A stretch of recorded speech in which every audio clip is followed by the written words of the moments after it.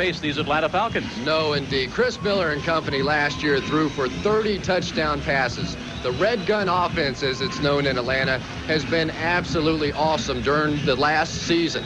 So expect the defensive backs of the Tampa Bay Buccaneers to have a fairly tough time of it out there. Wouldn't be surprised if we see quite a bit of zone from Tampa today. Chris, of course, had that great career in Cincinnati. Boomer Esiason and Kenny Anderson throwing to him. But I don't think either quarterback had as much freedom as Steve DeBerg. Steve, the father of now the quarterback challenge? Tell me about it. Kind of like being in a pool hall. You know, when you're in a pool hall, as long as you continue to win, you stay on the table. Same thing goes here this afternoon. Craig Erickson gets the start for the Tampa Bay Buccaneers. As long as he continues to put points on the board, he stays in. The first drive that he has that he doesn't score, he's out of the ball game. Steve DeBerg comes in, and the rotation continues from there. Sam, of course, says he has the final word, some amended rules, but he is the head coach. It won't be the only rotation we'll see. Let's check in down on the field with Channel 44's Bob Alvarez. Well, thanks, Jim. We'll also see a rotation on the offensive line. Coach Weich has stressed that his linemen must be interchangeable, meaning they should be able to play both the guard and tackle positions on either side of the line. Also tonight, the top pick, Courtney Hawkins, will get a start. And in the backfield, we'll see Alonzo Highsmith along with Gary Anderson. Thank you, Bob. So the kickoff is coming up next. It's Jerry Glanville and the Atlanta Falcons, Sam Weich and the Buccaneers on Channel 44. The Falcons, of course, last week lost out to the Cleveland Browns by a score of 7-0 in Cleveland before almost 60,000 fans there.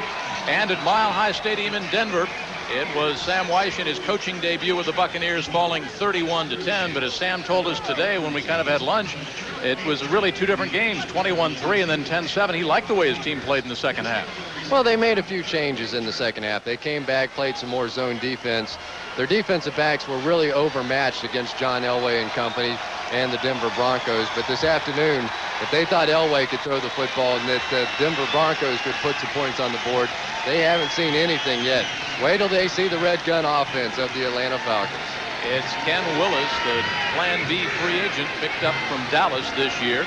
Number 1 about set to boot it down, and Derek Moore awaits at the 3-yard line of the Falcons. There is Willis, who came out of Kentucky. And we are underway. The Bucs and the Falcons from Tampa Stadium. The kick is wobbly. It's end over end, not very deep. It's Derek Moore across the 15, across the 20, hammers his way up near the 27-yard line. And that's where it'll be the Falcons' ball. The tackle by Sammy Lilly, who plays on the specialty team. So we expect Chris Miller, the 6-year veteran out of Oregon. We do not expect the red gun, though, Chris, in this first series. They're going to come out and just play a basic set. But Chris Miller and company, they want to see right now what they can do. Much interested in establishing themselves as one of the very best passing teams in all the National Football League. A lot of people are picking the Atlanta Falcons, maybe not to win it all, but to certainly be in the hunt. Richard Ash is the tight end. Miller is the quarterback bending in behind Roman Fortin. 1st and 10. Falcons first snap. Power dive over the middle. Blocking up front by Hoover and by Fortin. That is Derek Moore, the rookie out of Northeastern Oklahoma State. Keith McCants, the veteran out of Alabama, on the hit. Yeah, Sam Weich last week was a little bit disappointed in his defensive line. Didn't think they played a great game. But a nice start to hold this team to 3 yards on first down. You check that offense for the Falcons. Chris Hinton, of course, the veteran, number 75 at the right tackle spot in his 10th year out of Northwestern, traded by the Colts. 6'4", 300 pounds, and a good one. Out of the I-Pro set, Moore, the running back, 36, stays in. Ash is the tight end. Tony Smith, the rookie running back, in the tailback. He's got the ball blocking around the right side, sealed off quickly near the 32-yard line by Calvin Tiggle.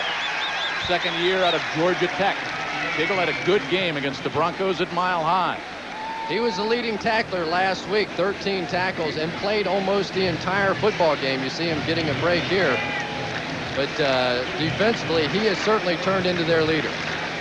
The 4-3, Wheeler, the rookie, and he has earned a spot on the roster. I think there's no question about that.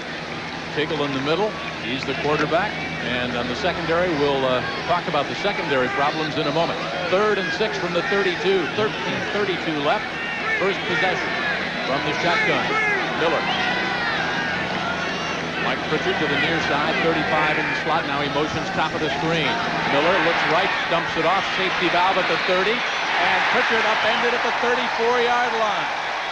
a youngster out of Colorado, and out of Tennessee State, it's Roger Jones. Sam Weiss could not say enough about Roger Jones this morning. He's excited about Roger Jones, and I think more than anything else, you saw the emotion on the part of the Tampa Bay Buccaneers defense. This is a team that, for the most part, got a little bit embarrassed in Sam Weich's debut last week in Denver. They came out this first drive showing some emotion. I think Sam's going to be happy with that first series.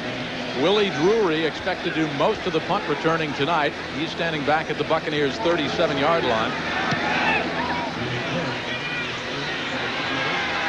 Drury gets it and is hammered immediately. Good special teams coverage by the Falcons, and that's something that Jerry Glanville works on. The hit made by Elbert Shelley. So it'll be the rookie Erickson out of the University of Miami last week. Craig was 1 out of 6, but it was a big one. 79 yards and a touchdown toss. And here's the Sam Weich trademark, right from the sideline, right to the line of scrimmage, hoping to catch the Atlanta Falcons defense napping just a bit, but as usual, the referee stepping in, slowing down things. A 51-yard punt, no return by Drury. It was not Willie's fault. And so it's Erickson looking over that defense. Craig, the rookie out of Miami, the running backs, Alonzo Highsmith, 32, Gary Anderson, number 40. They better hurry up. Highsmith is the lone running back. Keep your eye on Anderson, number 40.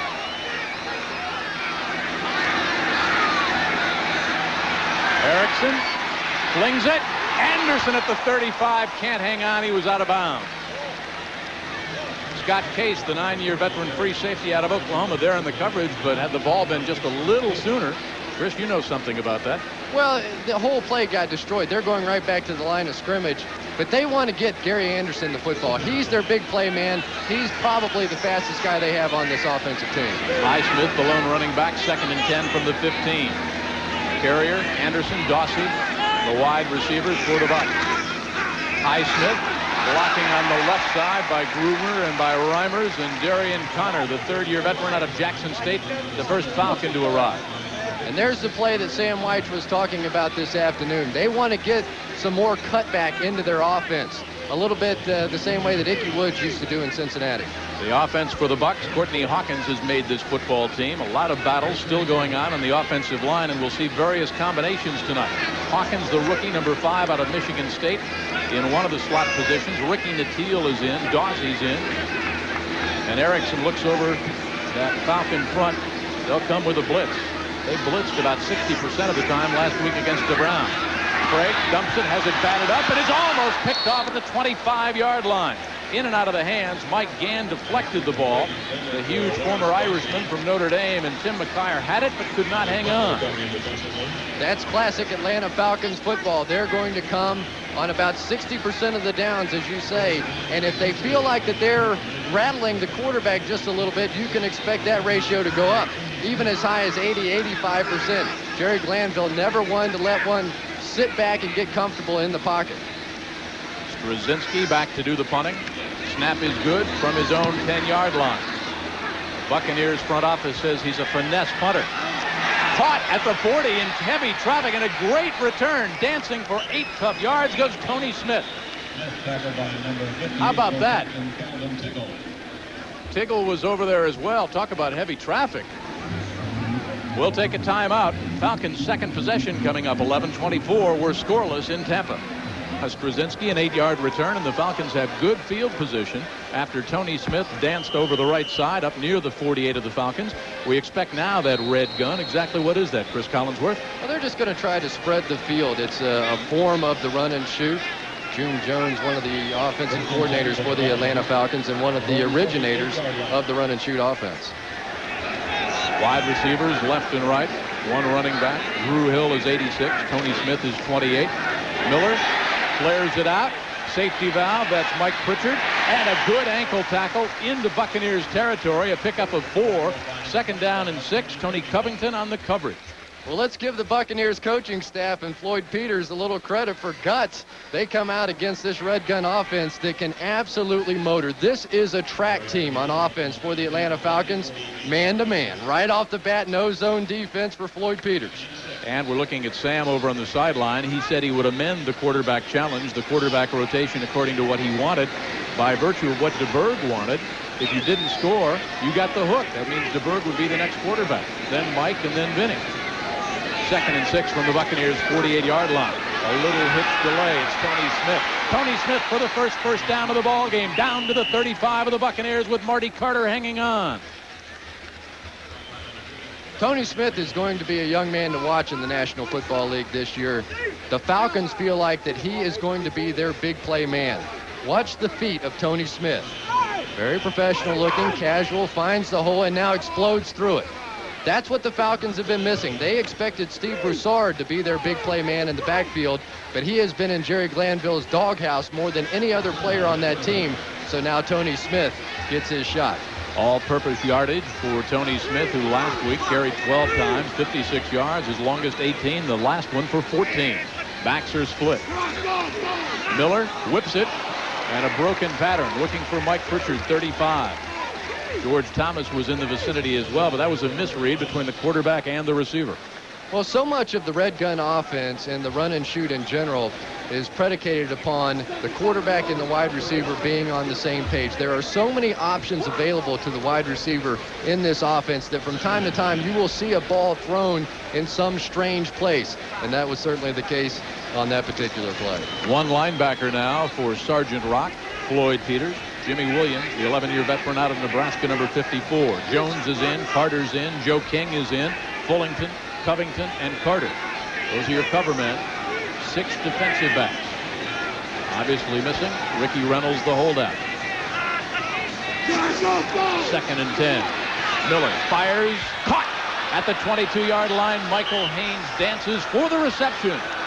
In his 5th year out of Northern Arizona, 7th-round pick back in 1988. 50 catches last year, his longest for 22 yards. He had 11 touchdowns. Did he hang on? Let's take a look. Michael Haynes, one of the fastest players in all of football. Does he get 2 feet down? Is he controlling the ball? Take a look. He has the ball, but no. He is out of bounds. No instant replay, and they still got it right. God bless America. Let the football game move on. Baseball games are, what, about 3 hours and 5 minutes now? It was the happiest day of my life when they decided to throw away that instant replay. These officials get it right 99% of the time. The 1% that they don't, let them be human. The way the game is supposed to be played is on the field, not in the television booth. 3rd and 10. The ball just inside the 35 of Tampa Bay. Clock is stopped after the incompleted pass. Tony Smith, the running back. Mike Pritchard to the near side. He's in motion. Buck showing blitz. And they might have taken too much time. First penalty of the football game, so it'll be 3rd and 15. The referee for tonight's game is Before Gary the snap, Austin. delay of game, offense, 5 yards, still 3rd down. Jerry Glanville played at Perrysburg High School in Ohio. Played catcher on their school baseball team with Pittsburgh Pirates head coach Jim Leyland. No love lost between these two coaches. You played in a game, what was that, like 57-3? They had battles between Jerry Glanville and Sam Weich to see who could run the score up the most. It seemed that whether it was in Cincinnati or Houston, that team was winning. 3rd and 15 from just inside the 40-yard line. Pritchard motions to the near side. Miller dumps it off. Mike's got it, and the Bucs have him. Hammered down at their own 37-yard line. Jimmy Williams, the veteran, the first to arrive. And boy, would sound like just one more linebacker with a class of Jimmy Williams. Jim, the difference in this ball game thus far between today and last week against the Denver Broncos, when Pritchard caught the football there were 7 to 8 orange jerseys all around. Last week, 1 or 2. This defense is hustling more. They're playing with more enthusiasm. They seem to be generally more excited about the game of football tonight than they were last week. Norm Johnson, who has twice kicked 54-yard field goals, his longest last year from 50, will try this from the 44. Hash mark to the near side. And now they'll snap it right to Johnson, and he'll punt the ball, looks for the coffin corner across the field. It's in the end zone. So the Bucs got a break. Pretty good play, though. You like it? Well, to be perfectly honest, I think that's a play that Sam Weich invented in Cincinnati. We used to do that with Jimmy Breach. And, of course, Jerry Glanville playing against this twice every year. He'd probably stole it. so. We'll find out. It looks like it'll be Erickson when we come back on Channel 44. The Bucs nothing, the Falcons nothing. Old man in the sea. One of the most highly recruited quarterbacks out of Cardinal Newman High School in West Palm Beach, Florida, Craig Erickson. And the hurry-up offense from the 20-yard line of the Bucs. Highsmith and Cobb are the running backs. Motion by Reggie near side. Craig will put it up. Almost dumped off from his side. What a collision at the 27-yard line. Looking for Carrier. Those are the kind that you wide receivers just hate across the middle. To be perfectly honest, a bad throw by Erickson there. That was a zone. Mark Carrier did exactly the right thing. He sat down in it. Erickson led him out of the zone and into the teeth of the defensive back. McKyer had that elbow and the shoulder up there. The running play across the 20, blocking over on that right side by Hunter, who's in now, replacing Scott Dill, and by Rob Taylor. Tony Epps on the stop went down and submarined Reggie Cobb. And the hurry-up offense, 3rd and 7. What this does is keeps the base defense of the Atlanta Falcons on the field. Doesn't give them a chance to get the nickel in on 3rd and 7. Second on the Hurricanes' all-time career passing list. Craig Erickson, over 6,000 yards for Miami. He started to pull out. Motion by the slot back Reggie Cobb, and flags all over the field. He pulled out. One man who's not on the field, who's not in uniform for the Falcons. How about Neon Deion Sanders? Yeah, they really have been hurt badly by baseball this year. Not only Neon Deion, of course, still playing with the Atlanta Braves, but Brian Jordan signing a contract with the St. Louis Cardinals of baseball as well. He was their 3rd leading tackler 1 year ago. Somebody said they should have a Neon Deion Sanders candy bar. That would be a candy-covered hot dog molded in the form of a stretch limo wrapped in 14-karat gold paper. 3rd and 12. Erickson in trouble. Dances out, looks downfield, fires short of the first down, caught. He's got to get to the 30-yard line, does Mark Carrier, and he will not. Doesn't matter. What a nice job by Craig Erickson there. One of the signs of a poised quarterback is how he handles himself within the pocket. There you saw Erickson bide time until Carrier could work his way open. Watch him moving around in the pocket, still looking down the field. Boom. Here's Erickson out, or Mark Carrier in the flat. Just couldn't make it over that 30-yard line. Now that's Carrier's job to know where that first down chain is. Wilmsmeyer in to do the punting. 12th round pick out of Louisville. Brzezinski's first punt for 39 yards. Tony Smith, look out. At the 31, it'll be the Falcons' ball. Albert Shelley shouldn't have been anywhere around that pigskin. Nothing. 7:12 to go in the first on Channel 44.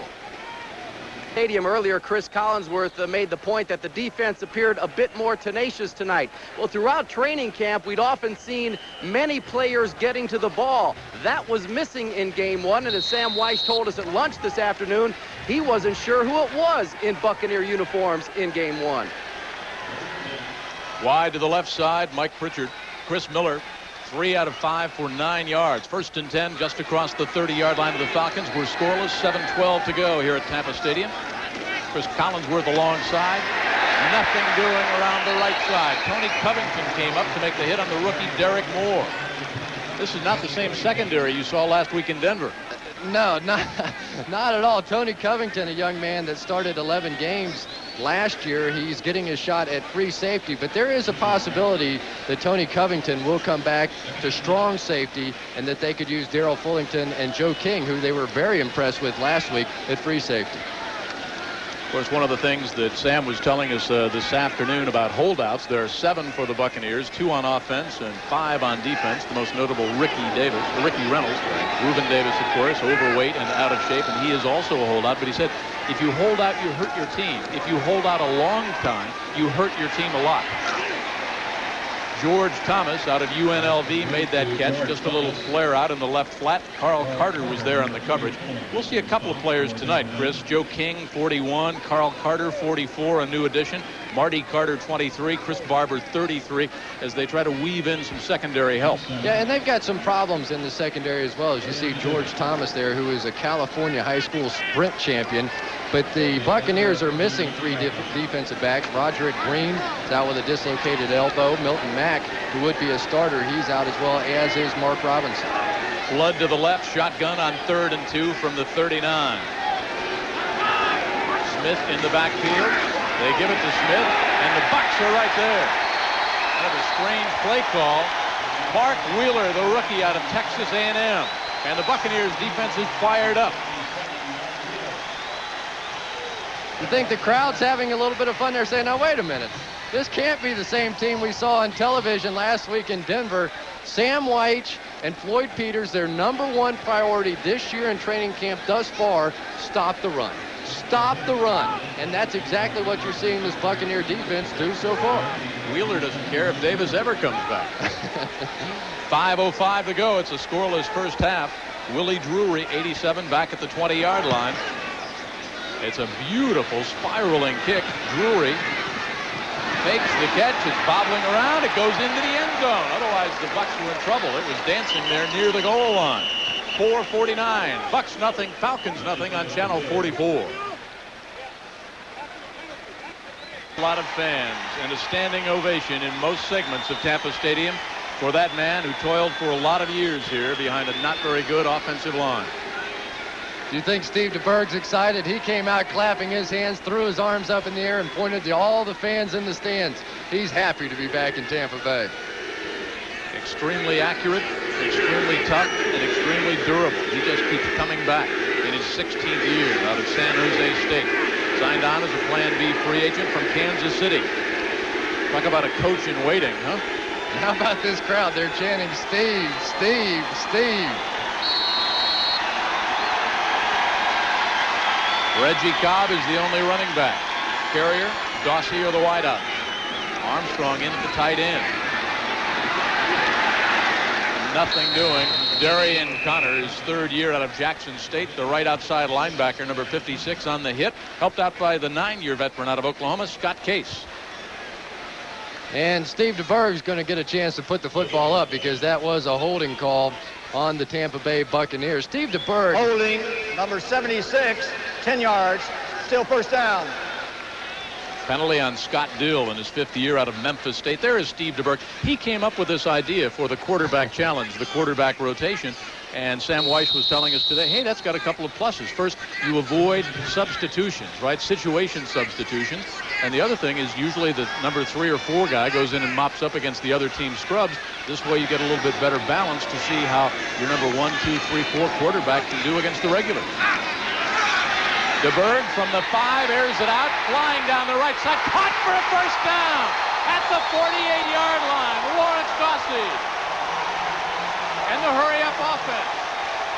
Now here's something new for the Tampa Bay Buccaneers fans. They just completed a 40-yard play. Steve DeBerg's bringing them to the line of scrimmage, shouting out the next play. Watch Lawrence Dawsey. They say he doesn't have enough speed, but once again, just like he did last week, he catches the bomb.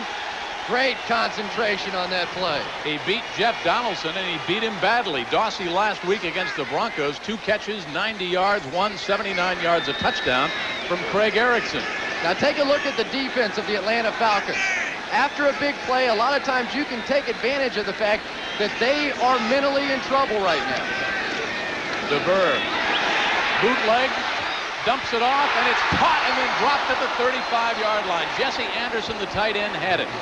Is there anybody better in the NFL right now than putting the football in the breadbasket and pulling it out?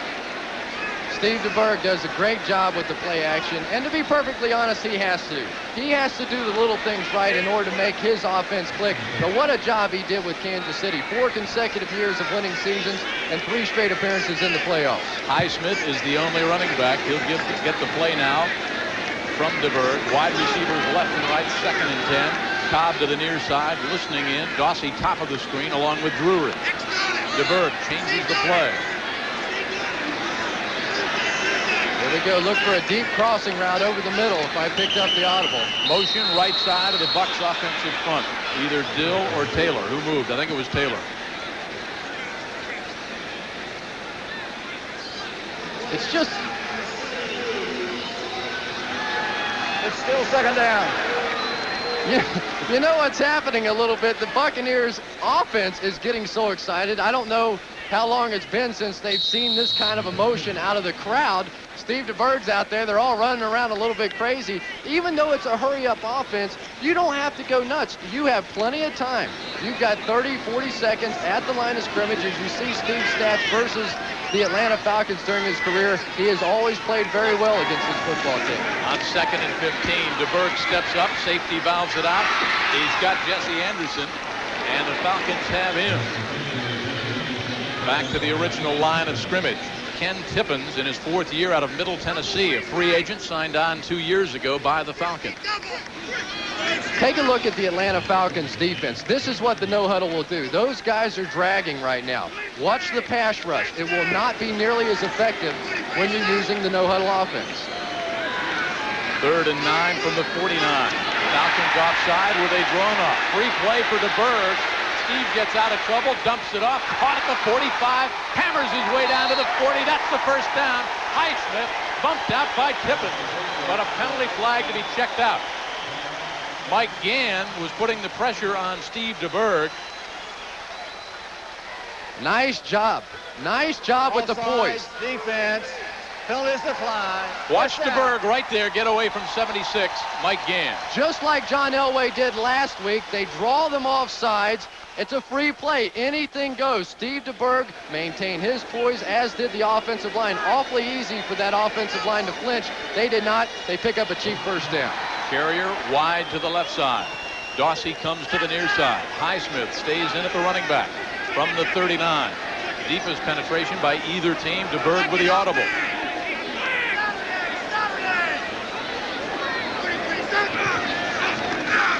Steve looks over the middle. Anderson was open on the post. Picked off of the 22. Scott Case to the 35. Scott Case to the 45. Case laterals the ball and fumbled. Bad pile up at the 47-yard line. The Falcons say they've got it. Well, Glanville will be happy with the interception and not happy with a sloppy lateral. Scott Case is a young man that has been around for a long time. They keep trying to run Scott Case out of the league, but the problem is he's just too smart. It appeared that Steve DeBerg had a receiver wide open down the field. Scott Case had it measured the whole way. I was watching him back there. He was just waiting for Steve DeBerg to put it up, and he was right there for the interception. But I think you're going to see that Sam Wyche is going to be happy with that first drive. That was their first taste of the no-huddle offense, and not only did it excite the fans here in the stands, but it seemed that the offense in general picked it up emotionally a notch.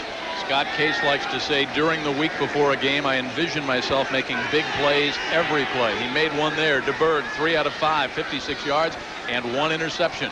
Miller from the red gun looks left. At the 40-yard line, George Thomas out of UNLV bumped backwards by Carl Carter, but he was wide open. They're happy to have Carl Carter back in uniform. He was a starter for them last year. Carl, as a matter of fact, played in Cincinnati. They tried to clear him through waivers when he was coming back off injury reserve. That failed. The Tampa Bay Buccaneers picked him up. He was not a player that the Cincinnati Bengals wanted to let get away. 6 defensive backs in for the Bucs. Carter, Covington, Fullington, King, Carter, and Roger Jones. Miller under his center. Roman Fortin. 2nd and 2. Behind the line. Nothing over the left side. Joe King stayed at home on Tony Smith, the rookie out of Southern Mississippi. Falcons' first-round draft pick. They like him. They really do. Not only did Joe King have 3 tackles on special teams last week, he's been very impressive in the defensive secondary. Sam Wyche is experimenting a little bit at the safety position. Don't be surprised at all to see the battle come down to Darrell Fullington and Joe King for that free safety spot. Of course, they will be checking the waiver wire, looking for defensive line help, maybe looking for one more linebacker, and certainly for secondary help, depending on what happens with Ricky Reynolds. Miller over the middle, wide open, close to a first down. Down near the 26-yard line goes Drew Hill. Plan B signed on. Ex-Oiler, played for Jerry Glanville in Houston. How amazing is that? Drew Hill last year for the Houston Oilers had 90 catches. 90 catches for 1,100 yards, and he's put on Plan B. Amazing. I mean, now that's most guys are going in for a big raise. The Oilers put him on Plan B. Kind of a strange decision by Jack Pardee. How about 540 career catches for Hill?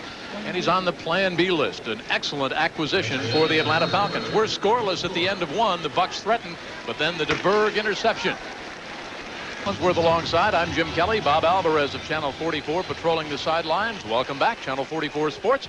Preseason game number 2. The Falcons nothing, the Bucs nothing. Atlanta with 1 first down in the first quarter. The Bucs with 2 yards passing. The Bucs had 67. Atlanta had 16. The big one, of course, from Steve DeBerg to Dawsey. And there is Sam Weish. The quarterback challenge will continue. DeBerg didn't put any points on the board. I think it'll be Mike. I would imagine he'll give Steve DeBerg one more shot, although Steve's got the baseball hat on, so we'll see. And he came up with the idea of the quarterback rotation. He turned the ball over, so maybe we'll see Mike Pawlowski. Miller on 2nd and 1 from the 27 will put it up. They've got the Falcons first down. Dancing down to the 21-yard line goes Mike Pritchard. Jimmy Williams hanging on. 2nd and 1, just such a tough play to defend. It's really a free play for the offensive side, and you give up 3 or 4 yards, you feel pretty good about it. A lot of teams will take their shot in the end zone. You see Chris Miller there, and he may well be the best protected man in the National Football League. Chris Hinton, number 75, a 6-time Pro Bowler, and on the other side, Mike Ken, who's 36 years old, but last season only gave up 1 sack the entire year. An amazing tandem at the tackle position. How old is Chris Hinton? He might have played with the Colts when they were still in Baltimore before Ursa. He snuck out in the middle of the night with that moving van. Protecting Johnny Yu. Miller wants 6 and will get it. George Thomas beat Carl Carter.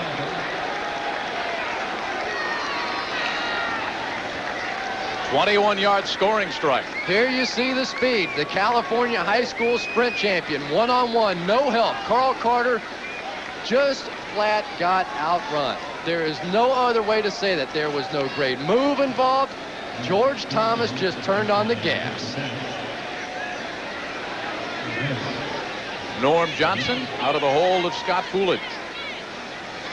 14:07 left before halftime, and the Falcons are on the board first. They lost 7-0 to the Browns last week, and they have scored a 21-yard scoring strike. So Chris Miller puts 6 on the board. Falcons 7, the Bucs nothing. Channel 44 welcomes you back after that Steve DeBerg interception. Chris Miller didn't take long. 5 plays, 48 yards, 3:03 on the clock, a 21-yard scoring strike, his first of the preseason, to George Thomas. Thomas, who had 1 catch last week against the Browns for 9 yards. Courtney Hawkins, the young rookie, they like him on specialty teams, and they like him as a wide receiver. At the 6, Hawkins with the wall. It disappeared quickly. It evaporated. It be gone. Albert Shelley again. Shelley's doing quite a job on the specialty teams for Atlanta. He really is. Boy, that kickoff return job is a job that you can keep. I used to do that in college. And you catch that football, and all of a sudden you think you're running up the field, and you'll see a little hole, and somebody will hit you from somewhere that you never even thought possible. It is a gutsy profession. When you start returning kicks in the National Football League, you've got to be a man. Specialty teams was something when Sam was in Cincinnati that you didn't work on a whole lot early in the preseason. In fact, you guys on the sideline, you used to have a bet among yourselves as to when it would be a big play that would go against the specialty teams, right? The 50-yard line was the barrier. DeBerg stays in his own quarterback challenge. Big hole. There goes Gary Anderson. First down for the Bucs. Blocking on the left side by Gruber, 74, by Reimers, 66.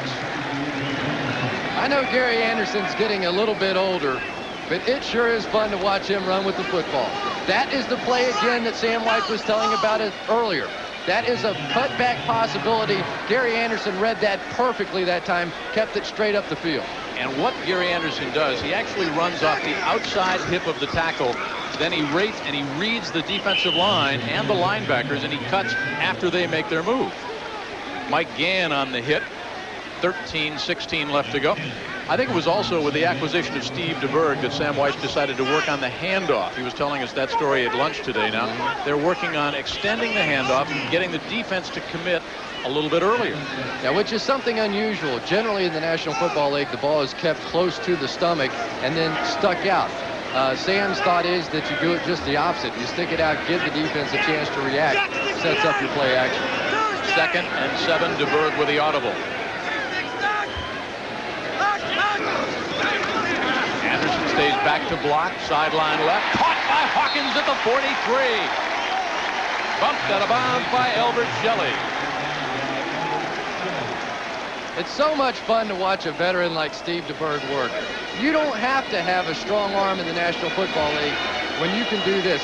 Strictly a timing pattern. That ball was thrown well before Courtney Hawkins ever made his cut. It's easy. Man-to-man coverage, you should be able to do that all day long. Hawkins' first catch, he was shut out last week. Anderson cracks his way across the right side up over the 45, near the 46. Jesse Tuggle, 58 on the hit. Sam told us that Lawrence Dawsey and Mark Carrier probably would be his starting wide receivers this year, but certainly Courtney Hawkins is going to be a young man that will be worked in very quickly. Safe to say nobody at all is missing Bruce Hill? At least for the moment. That was diplomatic. DeBerg wants it all. Hawkins is there! Hawkins with an incredible catch! Oh, my!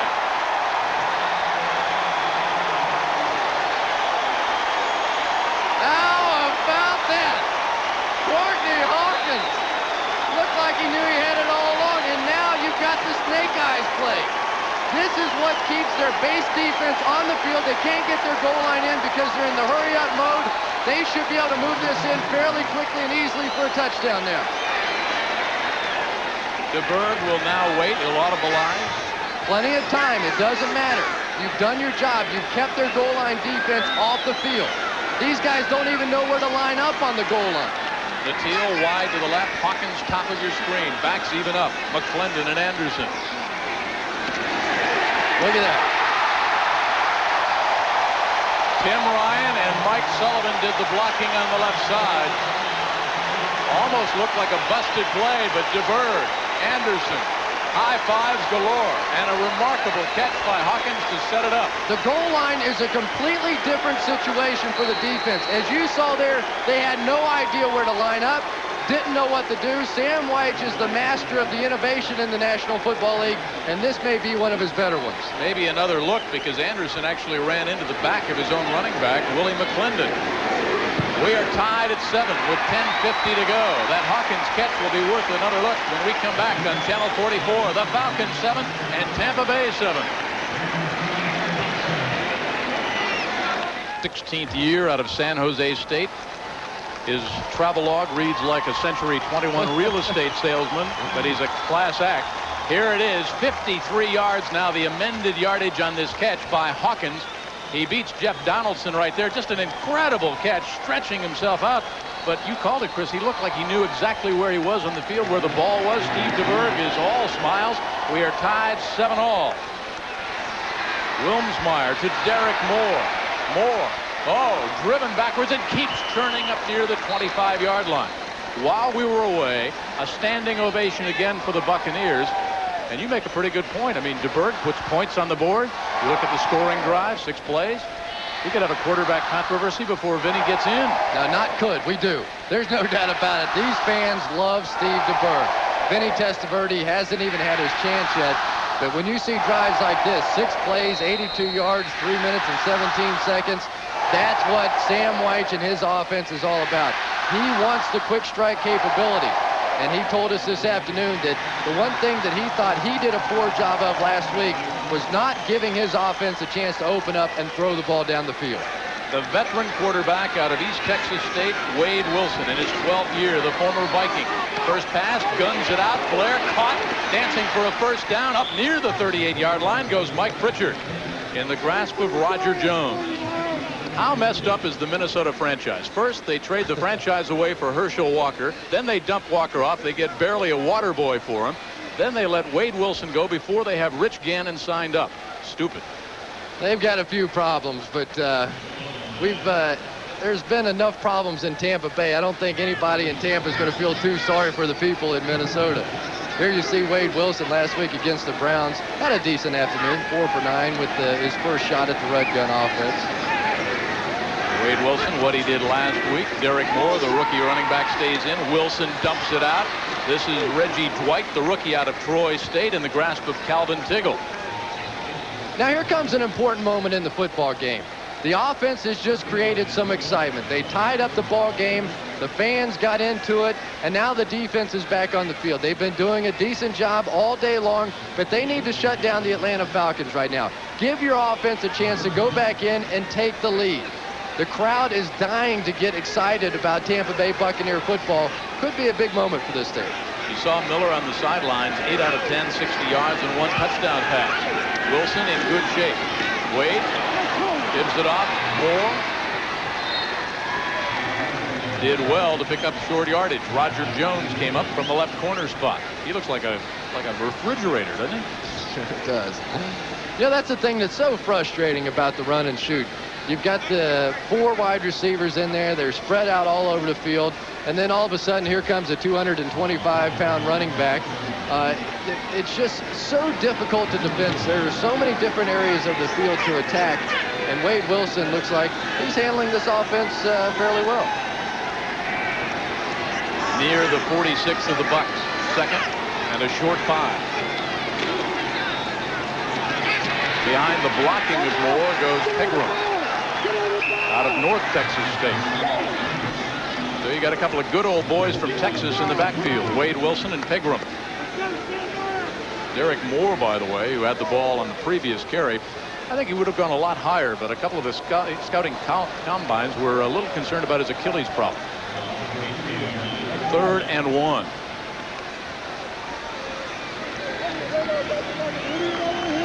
Falcons have got some quarterbacks. Chris Miller, Wade Wilson, Billy Joe Tolliver. They've got some guns. Sam said today he will keep 3 quarterbacks. Talking about the numbers game, probably 5 wide receivers. They will not get the first down. Ray Seals goes down low, and Seals has to have a good preseason. He really does. Sam was disappointed in his play last week, but that is a big play in this football game. Listen to the ovation now when the defense comes off the field. They may not come off the field. They may just line up and play defense here, being alert for the fake punt. But that's a big moment. That's something that you can build a football team on. You start stopping teams on 3rd and 1. That gets the fans into it. That gets your offense excited, and that gives your defense some confidence. Drury back at his own 10-yard line. Coolidge, the punter. Kicked 2 years in Cincinnati for Sam White. Penalty flag after the fair catch was signaled for, and well, that kind of typifies a Jerry Glanville coach team. Not the penalty, but the aggressiveness on the special team. Terry Ray, number 30, the culprit there. Glanville figures that his special teams, though, should produce at least... The receiver had given a fair catch signal. 7 points a game. Foul, number 30, interference with the receiver, 15 yards, first down.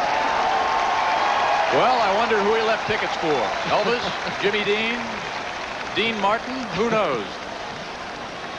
If you make up the right name, you can always get tickets from that man. We're tied at 7. Under 7 to go before halftime. Tampa Bay Buccaneer quarterback, and look for more of the no-huddle offense. Sam White liked the way it worked with Steve DeBerg. He had 3 words for his offense. He said, let's wear them down. Mike Pulaski with 2 out of 5 last week for 3 yards. Young man that led California to 2 bowl victories, the first for Cal and the Bears since 1938. Did it in his junior and senior year. Pretty good play act. That's the deepest drop you've seen a Tampa Bay quarterback take since Doug Williams was chased out of the pocket when John McKay was the head coach. And there you see some of the fancy ball handling by the Tampa Bay Buccaneers quarterbacks.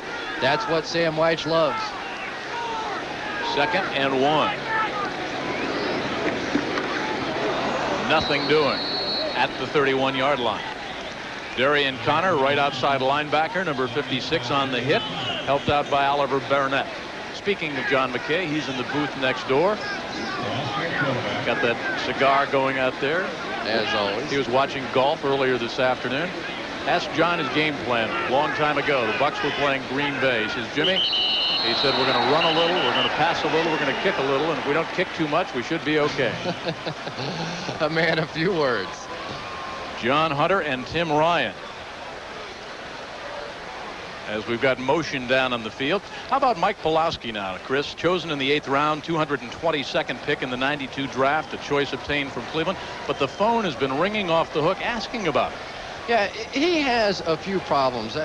He's got a little bit of a hitch in his delivery, but it's nothing that can't be worked out. False start on several members of the offensive line, 5 yards. It's still 3rd down. I really believe you're going to see Sam Wyche put Mike Pawlowski on the developmental squad. He is the only guy eligible for that. You must be a true rookie. Craig Erickson, of course, was drafted by the Philadelphia Eagles a year ago, so he is not eligible. So in order for Sam to keep all 4 quarterbacks, Pawlowski probably would have to go on the developmental squad. Mike looks over that Falcon front, 3rd and 7 from the 26. 5:55 left to go before halftime.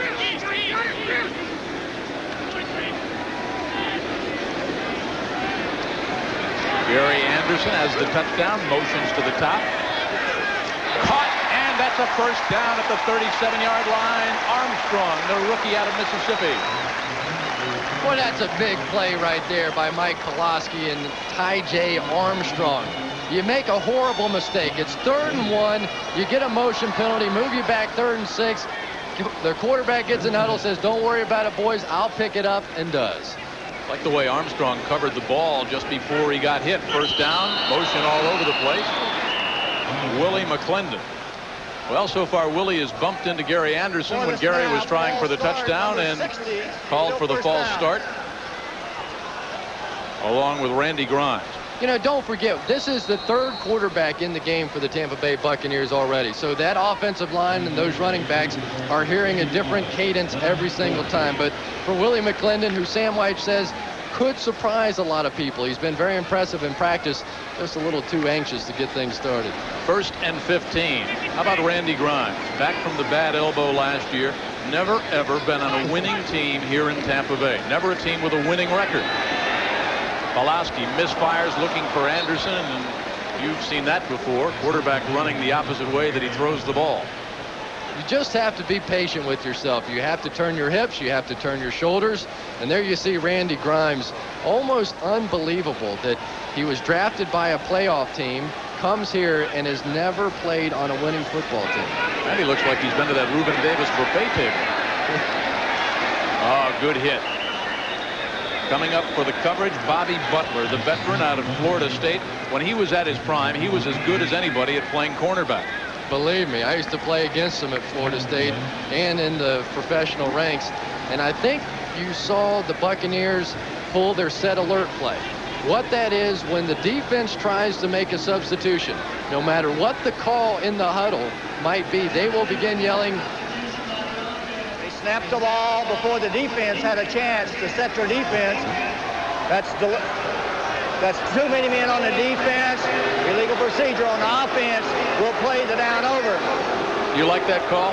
What this rule is all about. This rule was put in especially for that man right there, Sam Wyche. Because of the set alert play that we were talking about, if the offense makes a substitution, they must then allow the defense to make a substitution. There the offense substituted, didn't give the defense adequate time. Whatever adequate time is, I have no idea. Sam Wyche argues that. He's arguing that still. He felt like he gave them more than enough time to make the substitution, but obviously the referees didn't think so. Sam, a pretty good backroom lawyer. He enjoys a good argument with the boys in stripes from time to time. Gary Austin is the referee. He is the man wearing the white hat and the man dressed in black with the Wayne Newton belt, Jerry Glanville.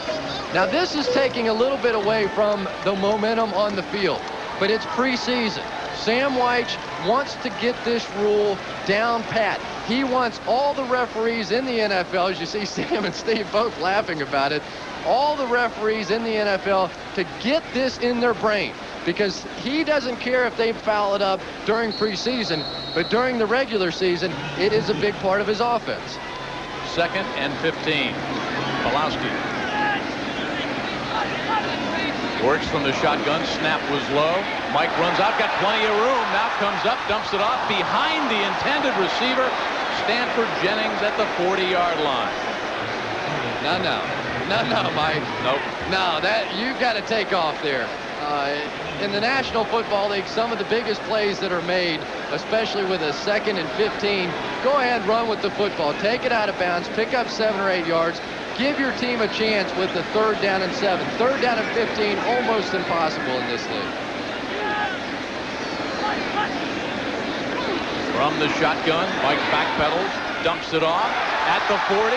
Jennings about 3 yards shy of the 1st down. Needed to get down to the 47-yard line. And there you see the difference. If that's a 3rd down and 7 situation, they pick up the 1st down. Mike should have just tucked the football in the play before and tried to make something happen. Stanford Jennings, it's impossible for me to look at him on the field without thinking back to Super Bowl 23 when he busted the kickoff return that should have won a world championship for the Cincinnati Bengals. 98 yards, I believe it was, against the San Francisco 49ers. But Joe Montana just a little bit too special that day. With the drive. The drive. I hate that guy. Tony Smith is back deep. He's a good one. Snap is high. Look at this. Straczynski's going to pass for it. 1st down for the Buccaneers. Jennings.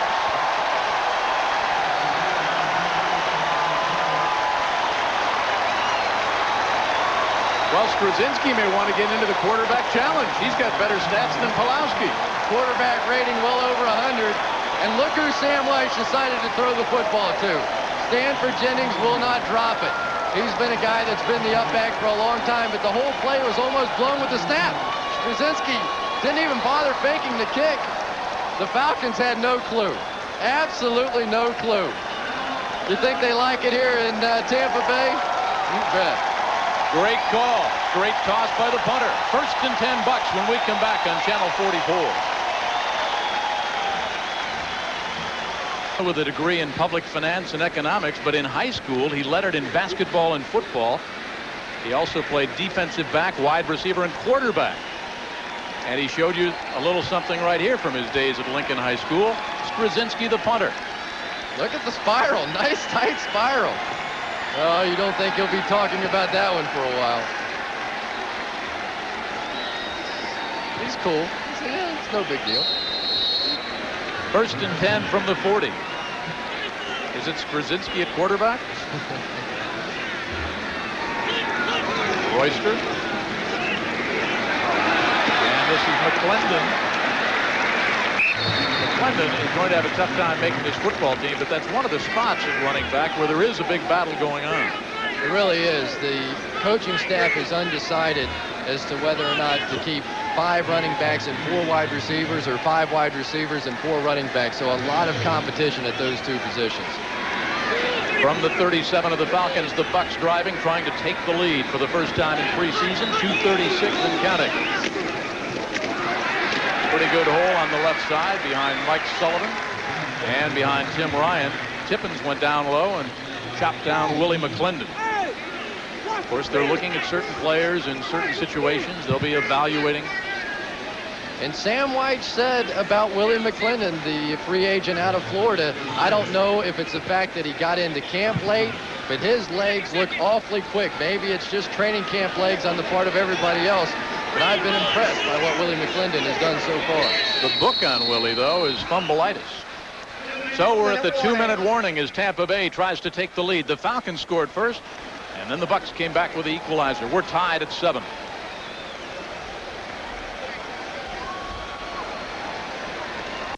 The 44's Bob Alvarez down on the sidelines. Welcome back. Preseason game number 2. The Bucks looking for win number 1. We're tied at 7. Total yards, the Bucks 212 and the Falcons 115. This is not what most people expected. A rejuvenated Tampa Bay Buccaneer defense. I guarantee it's not what Jerry Glanville expected. Pulowski stays in at quarterback. DeBerg put the points on the board.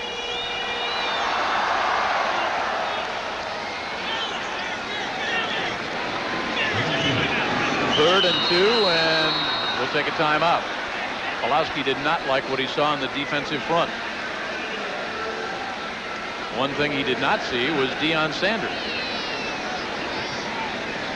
Guess he had a little TV set out. Here you're going to see Mike Pawlowski. That's all right. You've got a young quarterback. No matter what happened on the field, you've got a couple of timeouts remaining. You hate to burn one in that situation, but they've got plenty of time. 2 minutes in Sam Weich's offense. Absolutely no problem to try and score from the 30-yard line. And look at that. Vinny Testaverde has not even been in the ball game yet, and they've already thrown for 169 yards. And you see the guy smiling who has most of it, Steve DeBerg, standing right behind Sam Weich.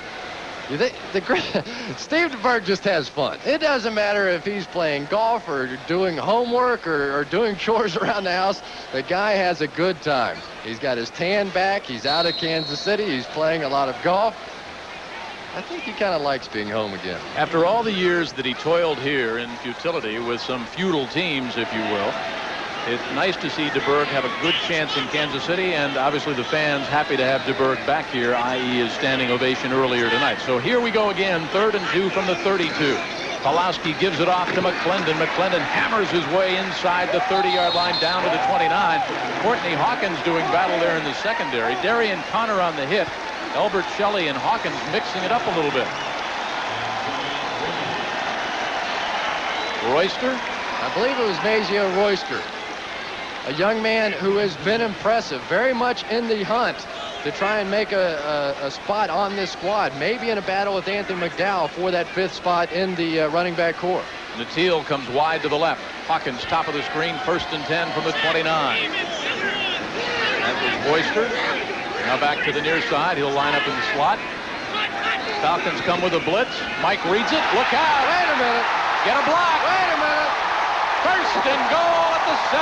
Tracy Eaton made the stop from behind. Good read by Mike Pawlowski. Wait a minute. He's back in his days in Cal. They have the straight option. 2-on-1. Take off, Mike. The stiff arm at the end. That's what they say about him. He's a great competitor. And the hurry-up offense down to the 6. Oliver Barnett grabs Royster. Royster averaged over 5 yards a carry when he played for the Trojans. 11th round pick. Jim, they're wearing out this Atlanta Falcon defense. You can tell just the way they're moving around on the field. They're tired. The no-huddle offense is taking its effect. Pawlowski almost intercepted left corner of the end zone, looking for Ricky Natil. Shelley was back there.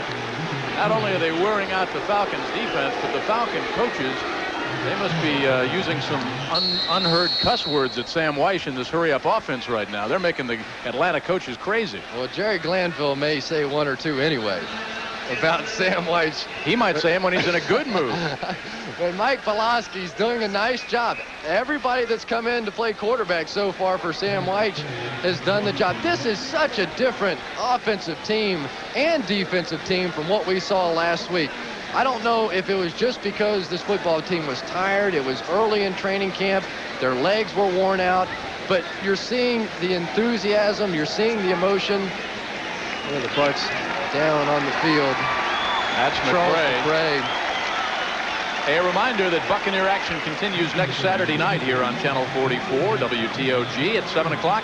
Bob Alvarez will be there with an hour-long exclusive look into Sam Weich's Buccaneers with countdown to kickoff. Then at 8 o'clock, we'll all be on hand to bring you the main event, Tampa Bay against Miami. It will be Dan Marino and company live from Joe Robbie Stadium. That's Saturday night at 8 o'clock, only on your official Buccaneers television station, WTOG, your 44 in Tampa.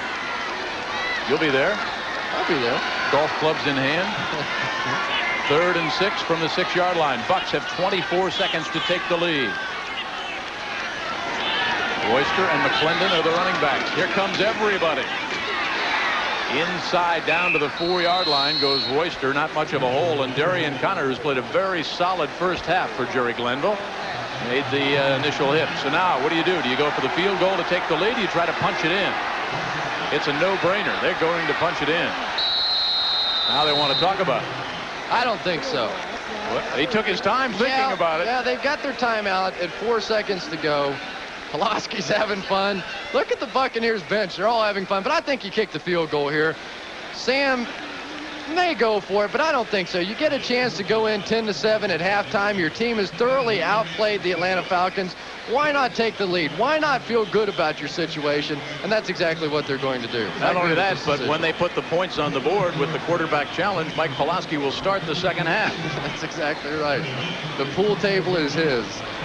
Willis for the field goal out of the hold of Straczynski, the punter, and tonight Straczynski, the passer. So this is just a chip shot for a 10-7 Tampa Bay lead, but it'll be the first time they've led in the preseason. You know, the one phrase that place kickers will never allow you to use in their presence, chip shot. Jimmy Breach in Cincinnati used to slap me if I ever called anything a chip shot. These guys don't think there is such a thing. Well, there's another one they don't like. That's dance to a different breed of drummer. Or shank. And penalty flags are down. Willis made it, but penalty flags to be checked out with 4 seconds left before halftime. And don't forget, coming up, a special live halftime edition of the 44 News. Coming up. For the snap, false start, number 95. 5 yards, still 4th down. That's frustrating. Duckins. Your head coach, as you called it a chip shot, I've taken that phrase out of my terminology, but you get a chance to make an easy field goal. Now you're backed up. Now it's a 26-yard field goal. Still very makeable, but you don't like to add that distance. So Ken Willis in his 3rd year out of Kentucky, the former Wildcat. 26-yarder is on its way, and it is good. With time expiring, so the here, it was certainly a better half than we played the entire game last week. So we've done a little better. But I've checked the records. They only keep the score at the end of the second half. So that's the part we got to work on right now. The guys are still into it. Atlanta's tired. We're tired. I think they're a little more tired. That's the Tampa Bay advantage right now. People come in here, they're going to wilt against the no huddle, and we're going to pound it down their throat. What about the quarterback rotation second half? Vinny goes first, and we go right back into rotation, and the defense is doing a great job. Boy, other than that one time, they did a super job. Thanks, Sam. Okay, bye-bye. Buccaneer head coach Sam White, back to you guys. Well, he said earlier he would amend the right and amend the rules as far as the veto quarterback power, challenge. yes. Absolutely, he's the head man. Great quote by Sam earlier today. He said, you know, this is not a team of losers, but they are a team. When you talk about Vinny and Randy Grimes, they have grown up together losing. Big distinction, though. He said this is not a team of losers. He wants to turn that around. Turn around the mental aspect a little bit, right? Just expect to win. But after the hardship that this team has faced over the past 9 years, a little bit tough to expect too much too early.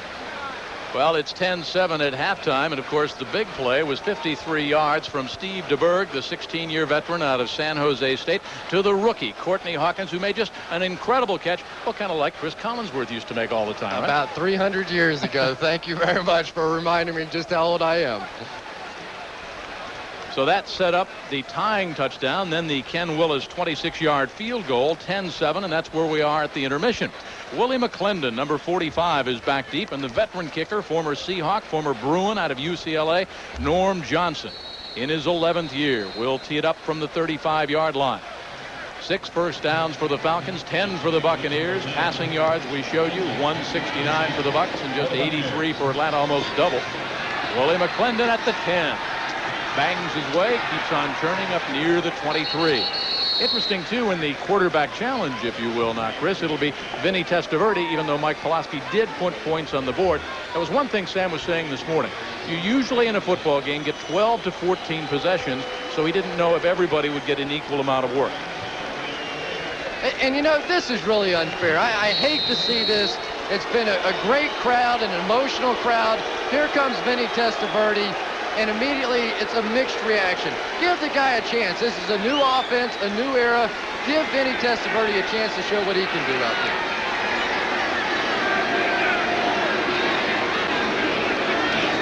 From the 24-yard line, Vinny will air it up. Goes over the middle. Caught for a first down at the 46. Mark Carrier, and very quickly, those Bluebirds have now started to cheer. And Chris, you make a very good point.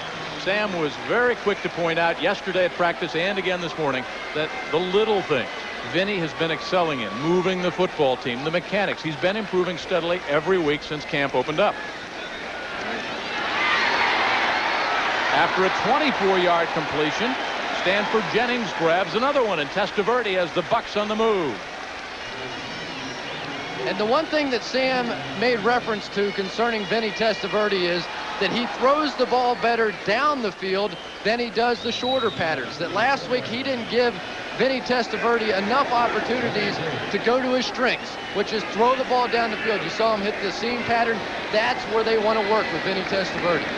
Dawsey to the near side. Carrier, top of your screen. Motion by Hardy. Or Robert Wilson, that is. And cracking back against the flow, Stanford Jennings, number 28, for a short pickup.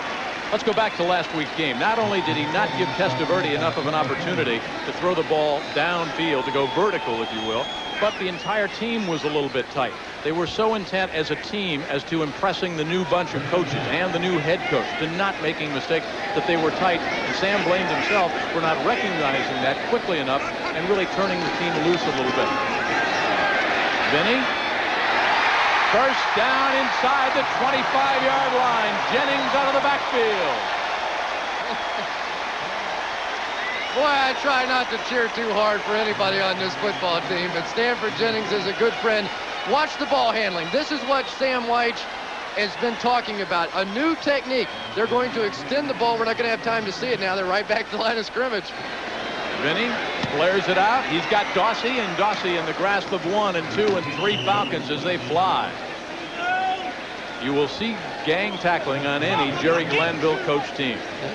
I tell you, it is tough to broadcast a game where Sam Wyche is involved because the plays happen so quickly. No time to go get popcorn and a Coke. It's time to just sit in your seat and enjoy some up-tempo football. And once again, already, Vinny Testaverde 4 for 4 in this ball game, 53 yards, and the Boo Birds are disappearing. It's tough to be the analyst because you have to be out when they get to the line of scrimmage.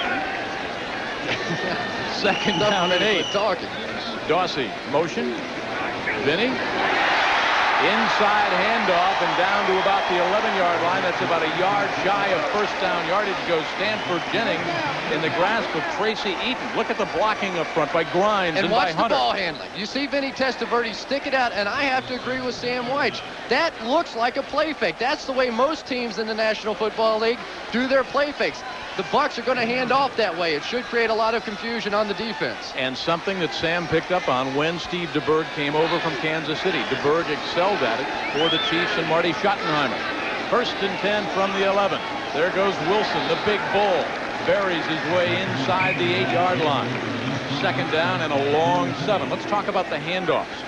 He said it does two things, the extended handoffs. You get fewer fumbles, and it gets the defense to create and to react faster, to pursue their angles so much quicker. Yeah, the running back gets a chance to look at the football. Rather than trying to be so slick with it, it's out there and he can see it, and you're not going to get all the missed exchanges that you might otherwise.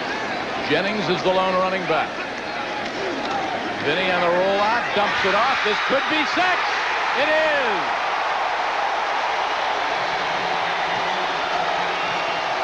Well, Vinny's got his favorite receiver. It's Stanford Jennings, the veteran out of Furman. Look at the crowd.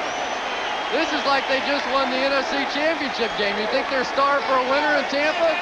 Great play. Simple little play. Stanford Jennings, he wants a touchdown. Stanford Jennings wants to make this team. Eventually, he will be a coach in the National Football League, but he hopes it's not anytime soon. Ken Willis will try for the, or no, it's Klaus Wilmsmeyer, 12th round pick in '92. It was Willis with the field goal, Wilmsmeyer with the extra point, and the Bucs, after falling behind 7-0, have scored 17 straight points. They lead by 10. They're very boisterous and very loud and extremely enthusiastic. Chris Collinsworth, who knows something about collegiate spirit, says this is like a college game right now. There's the scoring drive. Vinny was perfect. 5 out of 5, 59 yards. The big one, 24 yards to Stanford Jennings. Then the 8-yard touchdown toss. Vinny's first of the preseason. Likewise, Stanford's first touchdown reception. 17 straight points by the Buccaneers. Sam Wyche said he would like a major quarterback controversy. He may have one. DeBerg's look good. Vinny has been brilliant. Jason Phillips has it. Dances across the 20, up across the 25, knifed down at the 26. Tell you what, if you're the Atlanta Falcons and you're about to start your season in that Georgia Dome, you've only scored now 7 points in a game and a half. You know, the story was that the Atlanta Falcons really didn't plan on playing a lot of their starters in this ball game for very long. I get the feeling that based on what they saw on film last week against the Denver Broncos, they did not give this Tampa Bay Buccaneers team a lot of respect. Well, so far the Buccaneers have earned it.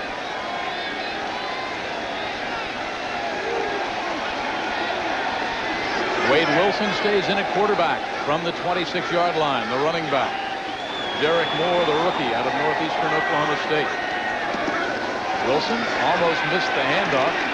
That'll happen in preseason. Pickup of 3 tough yards. Keith McCants and Tony Covington on the hit.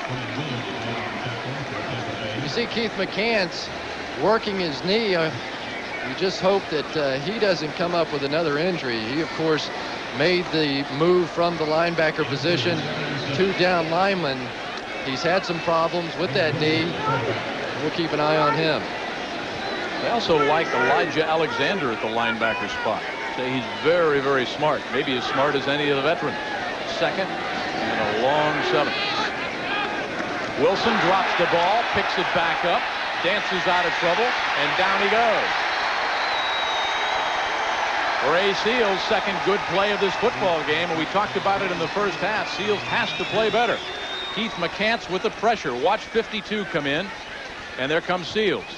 You know, you get a couple of opportunities in the ball game to come up with big plays. There, Wade Wilson fumbled the football, a chance for the defense to make something happen, and they did. You know, that has been the history of the Tampa Bay Buccaneers, that when they get their chances, they don't take advantage of it, and yet here today, or this evening, they certainly have. A much different, emotional football team than at least what I saw last week. You looked into the eyes of the part-time stockbroker Wade Wilson from the shotgun on 3rd and a long 11. Caught, double team, now triple team, loose football, incomplete pass. Dropped at the 33, George Thomas, who has a touchdown reception from Chris Miller in the first half, dropped that one as he was triple teamed and really ripped. Really an impressive defensive effort by the Tampa Bay Buccaneers. Not only did they come up with the sack, but they looked very intelligent on that play, sitting back in the zone. They all sat down right around the first down marker. They knew what Atlanta was trying to get done on that play. They stopped them well short. Even if he had caught the ball, he still would have been tackled about 3 yards short. And we will see Courtney Hawkins. That is not he. That is the up back. Hawkins is back deep, number 5, the rookie. He had 3 punt returns last week.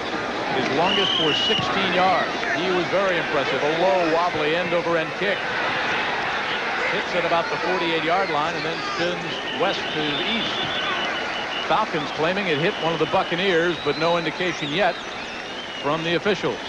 9:20 to go in the 3rd. The Bucs with 17 straight points. They lead by 10 on Channel 44.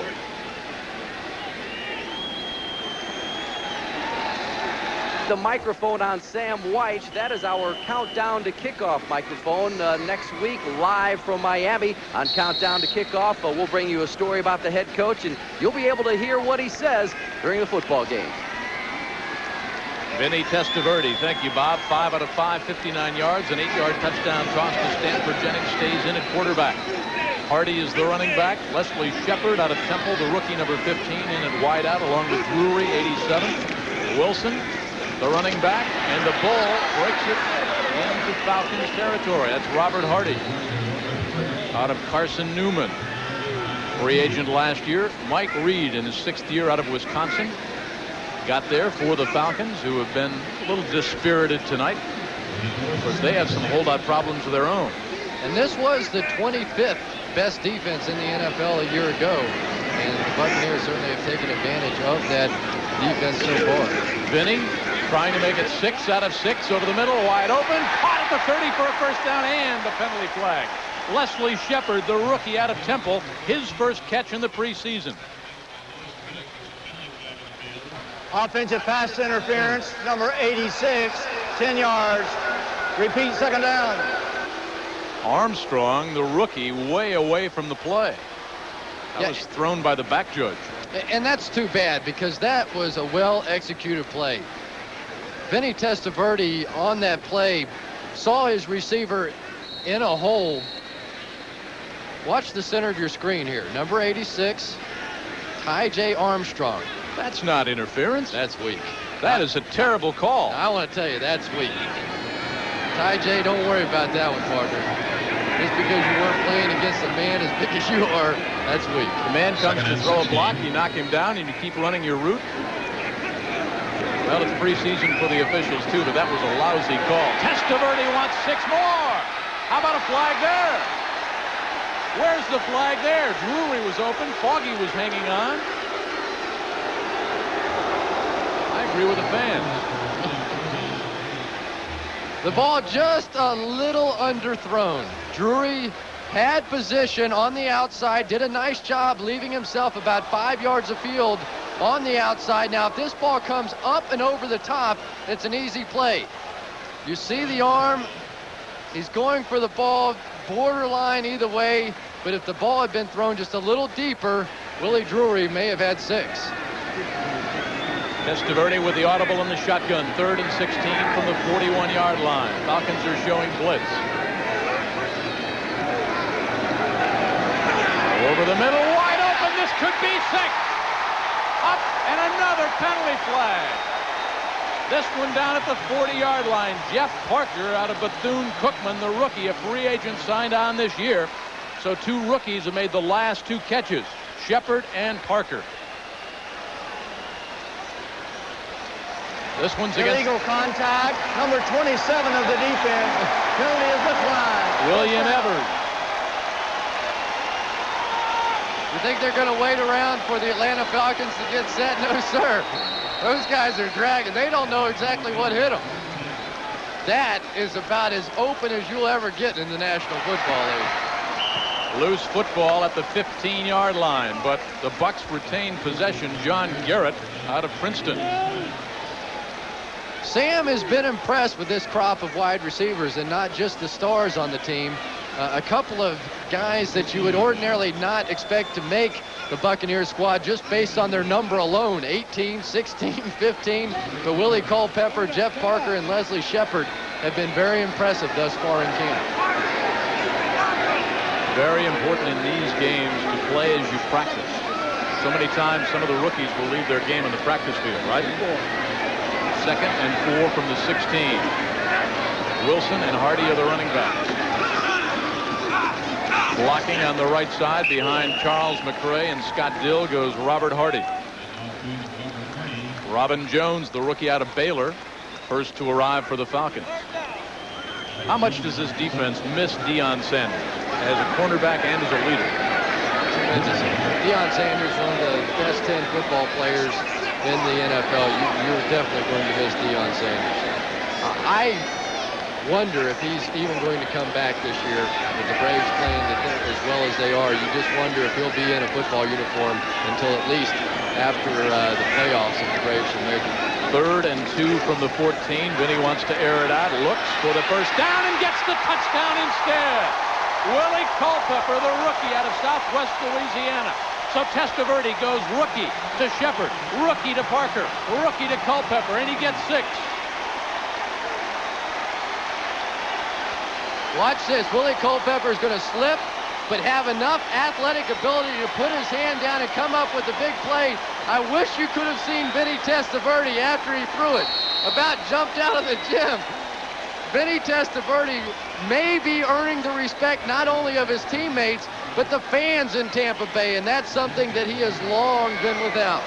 What was that quarterback controversy that was developing? A pretty good one so far. Penalty flags are down. This one to be checked out. I don't know if we've still got the touchdown toss to Culpepper. There is Willie on the sidelines, but Foggy, who was there on the coverage, number 43, made a bonehead play, and he may join John Gutekunst at somewhere in North Carolina down there at Wake Forest. The youngster out of Minnesota did not do his job on Culpepper's route. Number 95 of the defense. He pulled the man out of the hole so a defender could shoot. 5 yards on the kickoff. Timeout. Can't do that. Well, you know you can't pull a man out of the hole so the defender can shoot. You're not supposed to do it. The penalty is totally justified. 24-7, Falcons on the short end. Points, and you talk about night and day, the appearance of the offense and the defense here in Tampa Bay tonight versus what everybody saw in Denver a week ago. And there might be a line forming over at One Buccaneer Place, getting ready to buy some preseason tickets for that final game 2 weeks from last night, as Wilmsmeyer approaches the ball and Derek Moore is back at his own 4. I'll tell you, I like Moore on the special team. Now we got a wrestling match at the 32. On Vinny Testaverde's second possession, the Bucs go 6 plays, 53 yards, under 3 minutes, a 14-yard toss to Culpepper, and the rookie made the reception, ran the right route. Vinny 8 out of 9 in passing now, and the Bucs with 24 unanswered points. They lead it by 17. I don't know how Steve DeBerg and Vinny Testaverde can play better than what they've done here this evening. And here's the nice part about it. These two guys are friends. They're laughing, they're cheering for each other, and no matter who wins in this quarterback competition, it'll be good for the football team. I'll tell you what else. You will need both of those two gentlemen on the field for a 16-game season. Nothing doing. Maybe a 1-yard dive by Pegram.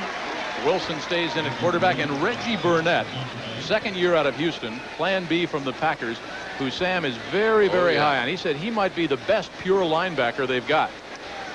Yep, he's a former 7th-round draft pick, and Sam was very surprised to see this guy on plan B. He didn't know what they had as far as linebackers were concerned up in the Wisconsin area, but he was shocked to find Reggie Burnett on plan B. Considered one of the Packers' strongest players, also has great speed, known as a hard worker, good man in the locker room, not disruptive at all. Sam said he could be a starter by the time the season begins. Picked off at the 36. Marty Carter with the INT. The Bucs have the ball. It was deflected in heavy traffic, and Carter comes up with the interception. He had one against the Eagles last year. Are you kidding me? Watch this. The volleyball drill. Is this the Chicago Bears or the Tampa Bay Buccaneers? Over the past 9 years, how many times have they had a wide receiver hit so hard that he coughs up the football and they get an interception out of it? You think this team's fired up? Carter says, Ricky Reynolds, you hold out as long as you want, son. This is amazing. Last week I said on the broadcast that game boded well for the holdouts. Now, maybe it's time for the Big 7 to get back in uniform. Craig Erickson back in at quarterback. Speaking of the Big 7, the rookie out of Miami. Play action fake, good block. Craig in trouble now. Boy, the Falcons just keep coming, though. That front 4. There's no quit in any Jerry Glanville coach team. I want to tell you something. Robert Hardy on that play showed about as much guts as I've seen any football player. Watch Robert Hardy. Dive to try and protect his quarterback, get his helmet knocked off, now come back, throw another block. That's a gutsy maneuver. 2nd and 17 for Erickson. Hardy and Wilson are the running backs. Oh, my. A little dump off that gains 7 yards to the Bull out of Texas A&M, and Darryl Hardy grabs Robert Wilson. Boy, what a nice play by Craig Erickson. In big trouble. That had sack written all over it. He steps up into the pocket. There is nowhere to go. Sam White will teach step up. If there's a crowd, let your eyes drop down. There's someone to dump the football to, and there he is. Perfect execution that time by Craig Erickson. Back at the original line of scrimmage in the middle of the field. Hardy and Wilson stay in as the running back. Shepard, the rookie out of Temple. Drury are the wideouts. Armstrong is the tight end. Grimes the center.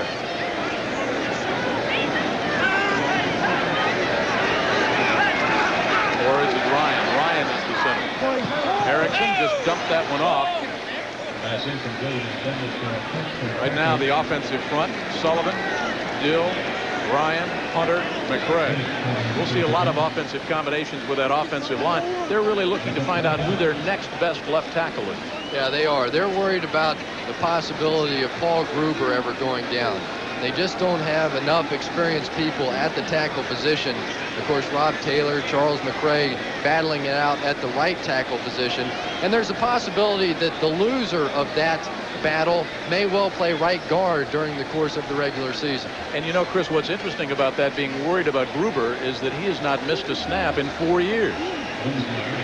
Wilmsmeyer, first punt was 40, as you see. could almost try a field goal. Tony Smith is back at his own 10-yard line. Of course, if they had Straczynski in, he'd be passing. Here they go. Now, I've always wondered, you've got a delay game penalty. I've heard the punters say that this gives them a better angle. Still 4th down. Or are they just trying to pad the stats? A lot of punters don't like to kick from the 35-yard line or 34-yard line because you end up with those 20-yard kicks on your resume. So the rookie out of Louisville back at the midfield stripe. 4:01 to go in the third. It's been all Tampa Bay. Snap is high. Wilmsmeyer pulls it down. Angles to the near sideline. Hits at the 2 and goes into the end zone for the touchback. So the Falcons with Wade Wilson will try to come from behind again after that knuckleball by Wilmsmeyer. A 17-point lead for the Bucs. Bucklers have something to cheer about tonight, like 24 unanswered points. Join Channel 44 next Saturday night at 8 o'clock when Sam White and the Buccaneers march into Miami to get down and dirty with the Dolphins of Dan Marino and Don Shula. It's live and it's only on your official Buccaneers television station, Your 44. Your Wade Wilson, number 18, stays in at quarterback, the 12-year veteran out of East Texas State, ex-Minnesota Viking. Released after Jerry Burns was replaced by Dennis Green in the new Viking regime. Vikings doing a little house cleaning. Goodbye to Wade Wilson. Goodbye to Joey Browner. Goodbye and good riddance to Herschel Walker. Reggie Burnett on the stop of Eric Pegram. 13-yard pickup. Reggie actually went to Houston as a running back, then converted over to a linebacker. Now he's in the hunt for the Kevin Murphy spot at outside linebacker. They like what he's done so far, and they don't have a tremendous fear, at least according to Sam White, of Kevin Murphy's holdout. Wilson on 1st and 10. Loose football. The Bucs can get it back again. Tampa Bay's ball. No, it goes back to the Falcons. They had it at the 12, and it dribbled loose. Check out Keith McCants doing the funky chicken. These guys are playing emotional football. This is what Jerry Glanville football is supposed to be all about. But now the Tampa Bay Buccaneers are having fun. It's amazing. Joe Sims out of Nebraska, number 66, will get to the football. I believe that was McCants. That's a great play by Keith McCants. He could have come in, just taken the sack, gone for the big hit, but it wasn't enough. He wanted to strip the football, make a fumble, create a turnover. That's the way you're supposed to play defense. 2nd and 31 for Wade Wilson. Good luck. That won't do anything. But I'll tell you what, you go back to the previous play, and the coaches will talk to Duckins because 95 had a chance to fall on the loose ball. Instead, he tried to pick it up and run it in for the touchdown. Fall on the ball. Yeah, in this point in the game, you just take possession. You don't like to see this, though. Keith McCants once again hobbling around on that knee. Would not be surprised to see him come out of the ball game at this point. They've proven their point. This defense is a new defense under Floyd Peters. Much improved a year ago, possibly even better this year. Keith McCants played a lot last week. Maybe coming out of the ball game for good tonight. 3rd and 27 from the 16. Floyd Peters, nicknamed Sergeant Rock by Otis Anderson. Back when he played with the St. Louis Cardinals. Floyd says it's an albatross he's worn around his head and his neck for a lot of years. A dump-off pass, but they won't get the necessary yardage here. Pegram with Roger Jones in pursuit. So McCants comes out. Burnett at linebacker. There is Sergeant Rock. Floyd Peters. You know, he is a guy that during the course of the last 16 years that he has coached, he has never had a defense worse than 15th in the National Football League. He's had 2 #1 defenses, both of those with Minnesota. Took a defense last year that was ranked 24th in the league the year before, and then moved it up last year to only number 11th. And with a new defensive scheme, new players, and a lot of injuries, great job. Courtney Hawkins at the 21. Look out. He broke one for 16 last week. Up to the 34-yard line. A 13-yard punt return for the rookie Hawkins with 35 seconds left in the third quarter. It's been all Tampa Bay since the Falcons led 7-0. Watch this 13-yard dance by the rookie who has definitely earned a spot on the roster as a punt returner and as a wide receiver. We'll come back on Channel 44. And at a car plant and on a loading dock at General Mills, made $110 a week. Then his football career took hold. The man in all black. They love him in Atlanta, though. He plays dirt hard football. Nice belt buckle. Yeah, those are on sale in the Las Vegas Hilton lobby in the Wayne Newton wing. You can't get it much bigger than that. Looks like the heavyweight champ. Uh-oh. Loose football. Falcons have got it. Turnover at the 40. Garrett coughed it up. So that's the second turnover against the Buccaneers. The first was a Steve DeBerg interception. The rookie Howard Dinkins out of Florida State, drafted on his 23rd birthday, came up with that. That's too bad for John Garrett, a young man that was on the Cincinnati Bengals football team for a while. Great hands, and is often the case, you try and do too much with the football. He made a catch. He's trying to impress the coaching staff, makes a couple of moves, and then you just don't see that one guy that comes from behind and blindsides you. Wilson stays in. George Thomas, the wide receiver, number 89, along with Jason Phillips, number 82. Pegram. Wilson playing catch up, looks over the middle on the post, misfires and missed that one badly, looking for Collins. Sean Collins out of Northern Arizona, a first-round pick 3 years ago. If we weren't up in the ozone layer, I'd tell you who that was. I can't quite pick up. I mean, we're way up here now. You've got a great view of Dale Mabry Highway, but as far as the football field, it's hard to pick up numbers. Nice job in the secondary, though. Wade Wilson, 3 out of 6 for 38 yards. Miller getting a rest after putting the only points on the board for the Falcons. On 2nd and 10. Just a simple dive play over the middle. Eric Pegram in the grasp of Al Chambly. Let's talk about the linebacking situation. We talked about the coaches being high on Reggie Burnett. They love Elijah Alexander, who we have not seen tonight. So you would have to assume that a couple of the holdouts at linebacker, maybe a spot might be vulnerable, huh? Yeah, Sam White said that only one, if either of Kevin Murphy or Jesse Sullivan would even make this football team, even if they do come back. We have played 3. There's Dale Mabry, and there's your score on 44. The Bucs 24, the Falcons 7. Over the Falcons with good field position. It's 3rd and 6 at the 36. Falcons have not made a first down since the second quarter. Wilson stays in at quarterback. Will put it up. Helmets off. Wilson, penalty flags down, and so is Wade at the 30-yard line. And guess who made the hit? Elijah Alexander.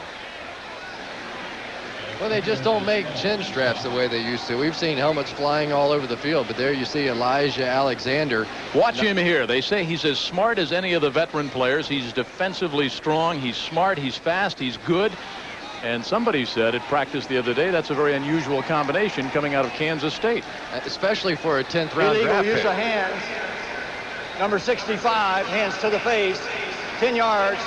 Repeat, 3rd down.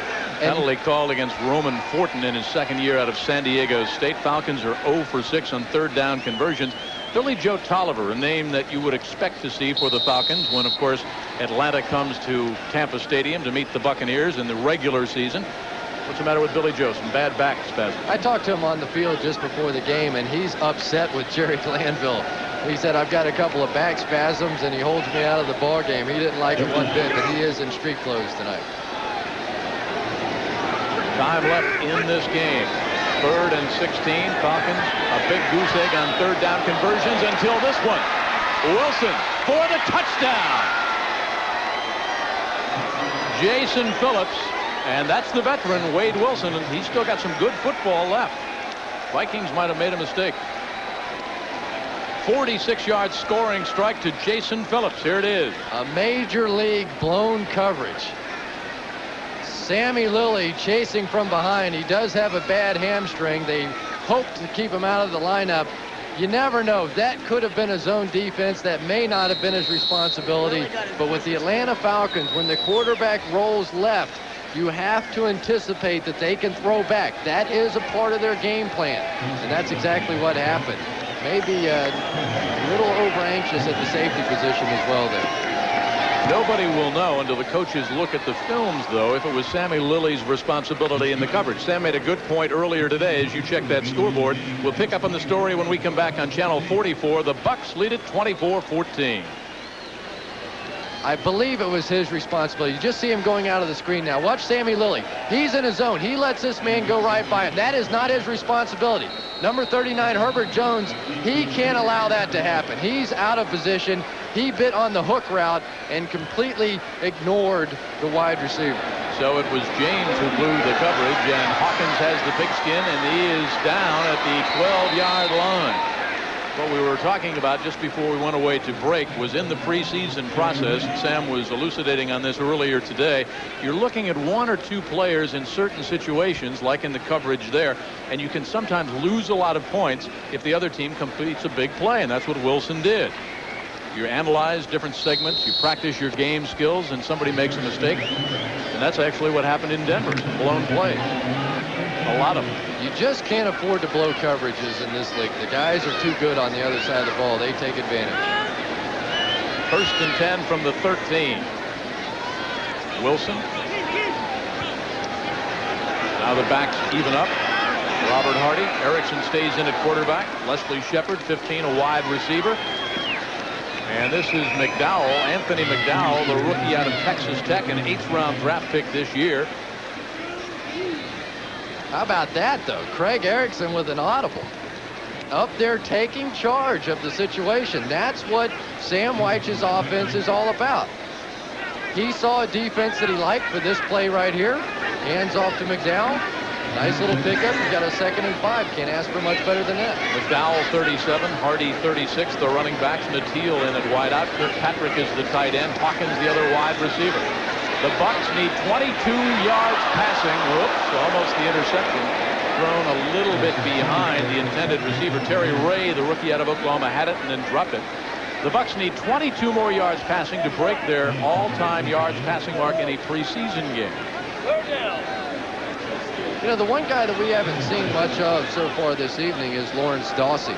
I don't think that there's any kind of injury, anything involved with him, but maybe they're just taking a look. There you see Kirkpatrick trying to make a good catch. Had a chance to it. 3rd and 5 for Erickson. Looks to the sideline. Oh, that good thing that was up in the tuba seats. Otherwise, Roland Smith out of Miami would have had the interception. That's the first bad ball that Mike threw. No. You don't throw them late out in the flat.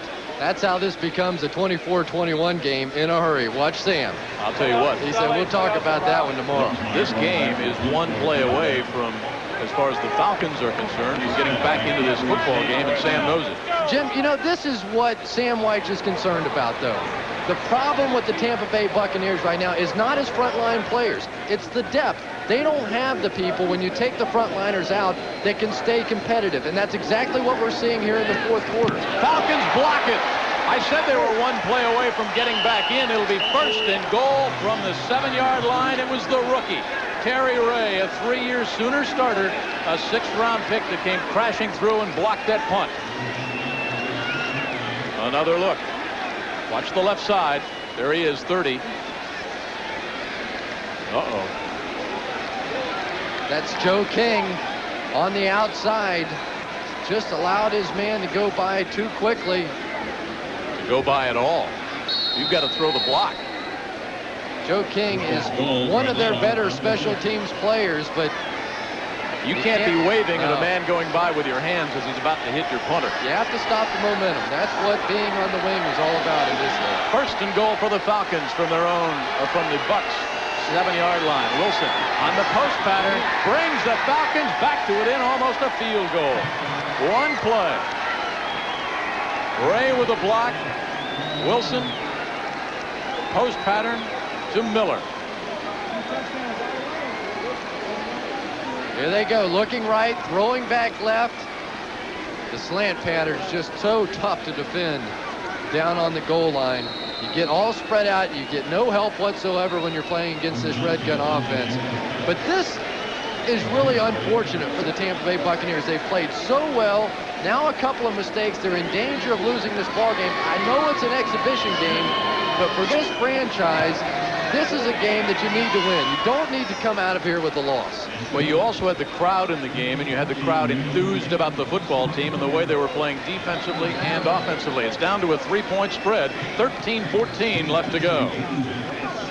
Can score a couple touchdowns. You have to wonder right now about the play of the Tampa Bay defensive line. The rookie Mark Wheeler is out. Dr. Joe Diaco was checking the x-rays. He has some bruised ribs. So right now the Buccaneers missing something from the middle of that defensive line. Bobby, they're also missing Keith McCants, if you recall, as we're watching the kickoff. Hawkins dribbles it at the 5, picks it back up. If he got outside, he might have been gone. But that's a loose football. And the Falcons have got it back. Oh, my. You talk about our old friend momentum changing quickly. Unbelievable. 2 Wade Wilson touchdown tosses in just a matter of seconds. Ray with the block punt. Now Hawkins, who dribbled it at the 5, then had the ball stripped at about the 15. Watch. And this is what we talk about with the Glanville coach team, right? They go for the turnover. Special teams. They count on the special teams. This could be 14 points that the special teams have produced for the Falcons in the 4th quarter. Well, I want to tell you, that is a late whistle. Courtney Hawkins had possession of that football well after his momentum was stopped. I don't know where the officials were on that particular call, but that was a very, very late whistle. A late strip job. From the 12, the backs are evened up. Miller, the wide receiver, along with Collins and Phillips. Wilson from the shotgun. Blood to the right. Dumps it in the end zone. Oh, just batted away at the last second. And pretty good coverage that time by Darrell Fullington. All right, here's an opportunity for the Tampa Bay Buccaneers defense. This is traditionally a situation where the Bucs have fallen apart in the past. Let's be perfectly honest. Now you see them with an opportunity to make a stand. If they can hold the Atlanta Falcons to a field goal here, give their offense one more chance, it could swing the momentum back in favor of the Buccaneers. Pegram, 41, is the only running back.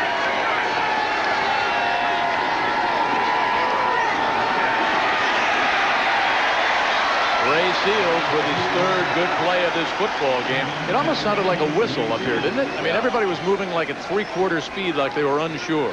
About the way Sam White said his defensive line was playing and Ray Seals was playing last week, 3/4 speed. But tonight he's been a different ball player. He's picked up the pace a little, as has this entire Buccaneers defense. Now you've got an opportunity. Here it is, 3rd and 10, a chance to minimize the damage caused by that turnover. Big play in the ball game right here. Keith McCants comes back in. Carter, Jones, Fullington, James, and Carter are the defensive backs on 3rd and 10. Wilson looks in the end zone. Fires. Triple coverage, batted away, and a late flag as Wilson gets chopped down at the 15. Roger Jones was there on the coverage, and Wilson was steamroller. This could be roughing the passer. Oh, it just does not get any worse. Personal foul, roughing the passer, number 52, half a distance to the goal. First down. Keith McCants just back in. Just take out a dagger and put it in Sam White's heart. That is death. Your defense makes the big stand. They do their job. They stop the momentum. And then Keith McCants comes up with a horrible play. You just can't do that. I know you're trying to make a play, but you've got to be a little less aggressive. You can't always just go after the quarterback at all costs. Boy, that hurts. Wilson, 5 out of 9, 90 yards, 2 touchdowns. Down to about the 5-yard line goes Eric Pegram out of North Texas State, and Mark Duckins on the stop.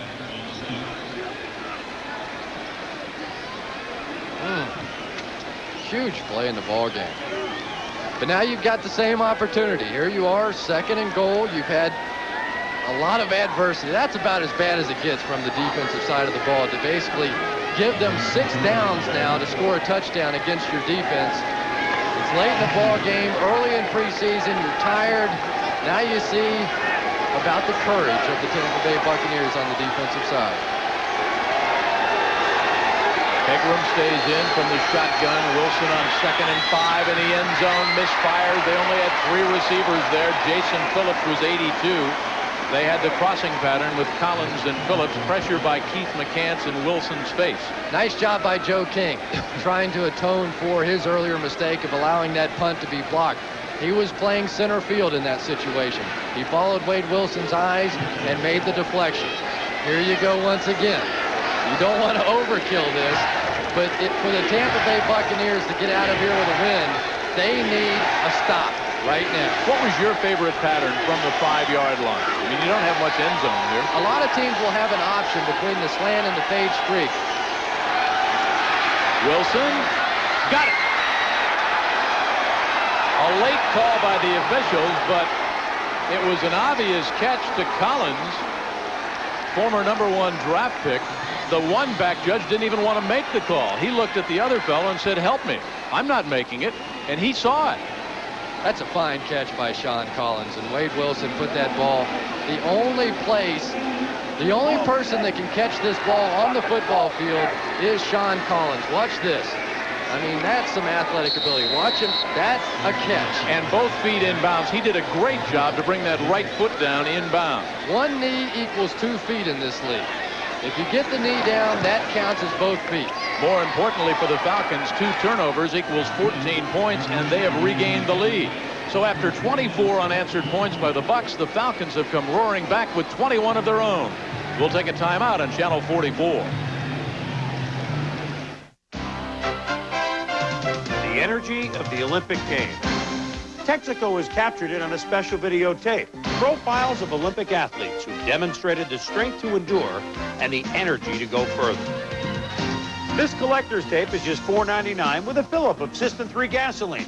And it comes with a coupon for a free 2-liter bottle of Coca-Cola Classic or Diet Coke. Good on your next visit. Get your videotape today at Texaco.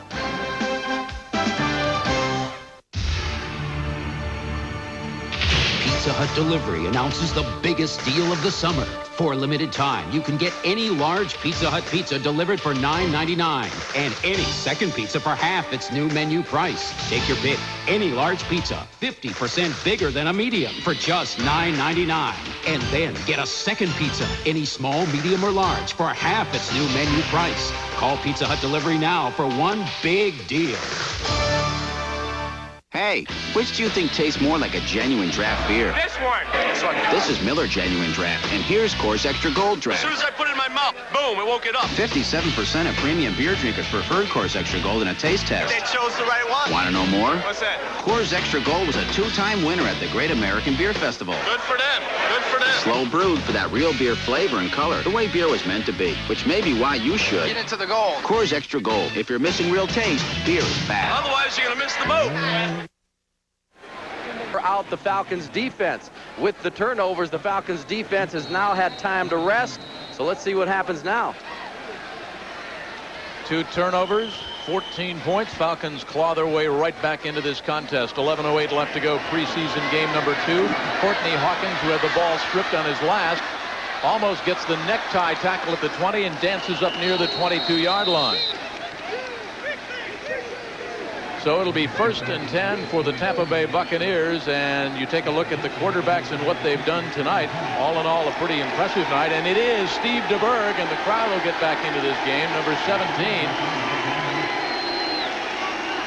DeBerg, 5 out of 7, 120 yards, the 1 interception, but a 53-yarder to Courtney Hawkins to set up the Gary Anderson touchdown.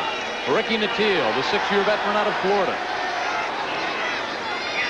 Wide to the left. Hawkins, top of your screen. Running backs are McDowell and Royster. And a tough 4 yards for the rookie out of USC, Isaiah Royster. All right, now everything that could go wrong has gone wrong. You've got back-to-back turnovers by the special teams. A blocked punt, a fumble on the following kickoff return. Now you find out about your football team. Find out about their poise. And they've got their leader in there. Dive over the middle by McDowell. Howard Dinkins, the rookie out of Florida State, grabbed him. Wade Wilson, by the way, 6 out of 11, 95 yards, and 3 touchdowns. Vikings see those stats tomorrow. They say, who is Rich Gannon and Sean Salisbury? DeBerg looking at 3rd and 5. They've got to keep possession. 10 minutes to go. Teal in motion. He'll go the other way. That was a catchable ball and should have been caught by Royster. He had 2 catches for 10 yards. His longest was 6 yards at Mile High last week. Steve DeBerg did a nice job there. He got Royster the ball quickly. And not the easiest catch in the world, but generally when you're running away from the quarterback, those balls are the easiest of all balls to catch because your momentum is moving the same way as is the football, and that is a ball that you just simply have to catch in this league. That's also a play that was probably called from upstairs. All right, it's a situation 3rd and 5. You want to look at Royster, see what he can do on that play. It's not a play that DeBerg would probably have called for himself, trying to play catch-up. The fair catch back inside the 15 by Tony Smith, number 28. Fans are complaining, wondering where the fair catch signal might have been. 9:41 to go. Falcons with 21 straight points. An impressive effort by Wade Wilson. 28-24 is your score. This is a renewal as you take a look at the Channel 44 news update. Nightly updates, 81 in 92 as in 91. They met in the preseason and the regular season. Last year, Tampa Bay prevailed in Atlanta 12-7, then lost 43-7 in the regular season. As Atlanta set a team record with 33 points in the second quarter, and Wade Wilson goes right back to work again. Bobby Olive out of Ohio State. Falcons and the Bucs will meet here, the regular season in Tampa, on Sunday, December the 13th. Take a look at Olive. This is what they do so well. Just send receivers down the field. There are holes in the zone. You saw Vinny Testaverde hit that play earlier. They know that the Buccaneers are not going to try and match up with their speedy wide receivers. So they're running their zone offense right now. And Wade Wilson, with every series, seems to be getting more and more comfortable with this Falcons offense. He's got some life left in that gun. 3 touchdown crosses tonight, and he's listed as number 3 in the depth chart. Pegram, penalty flag is down. Another late flag in the grasp of Brett Hall out of California. I'll make you a prediction. I'll predict that Reuben Davis does not start when they open up the Buccaneers season. I'll bet you'll see 1 waiver wire acquisition in the secondary, and I'll go out on a limb and I'll predict a trade for another linebacker. 10 yards, still first down. Yeah, there are a lot of good football players that get cut on the final cut. Sam White has told his team that you're not playing to be one of the best 47 just in our training camp. You're playing against the 47 best players that we can find from around the National Football League. This is a team, especially given the holdouts, that will examine that waiver wire very closely. From the 36, it's 1st and 20 after that holding call. Wilson picks up the low snap, fires, almost picked off. Out of bounds and a long incompletion. George Thomas, with a touchdown reception from Chris Miller, was over there. Darrell Fullington had it sail through his hands. Boy, the Buccaneers could really use a turnover now. The Atlanta Falcons offense has had their way for a while. Of course, don't forget they scored on after the 2 special teams turnovers. These guys have been in there a long time. It's a warm evening here in Tampa, as it usually is in August. A little bit of a gut check time right now. They'll find out more and more about the pride on this Buck defense. They have certainly been tested in the 4th quarter. They've been on the field a long time. Falcons want a timeout. We've got 8:17 left to go. Chance to remind you that Meet the Bucks Fest will be at Busch Gardens on Thursday, August 27th at 6 o'clock in the Busch Gardens Fest House. The event is a continuation of the popular Meet the Bucks luncheon. The night will feature Sam Weish, the Buccaneer players, an informal barbecue. Tickets are available. Call the McDonald's Center at 870-1300.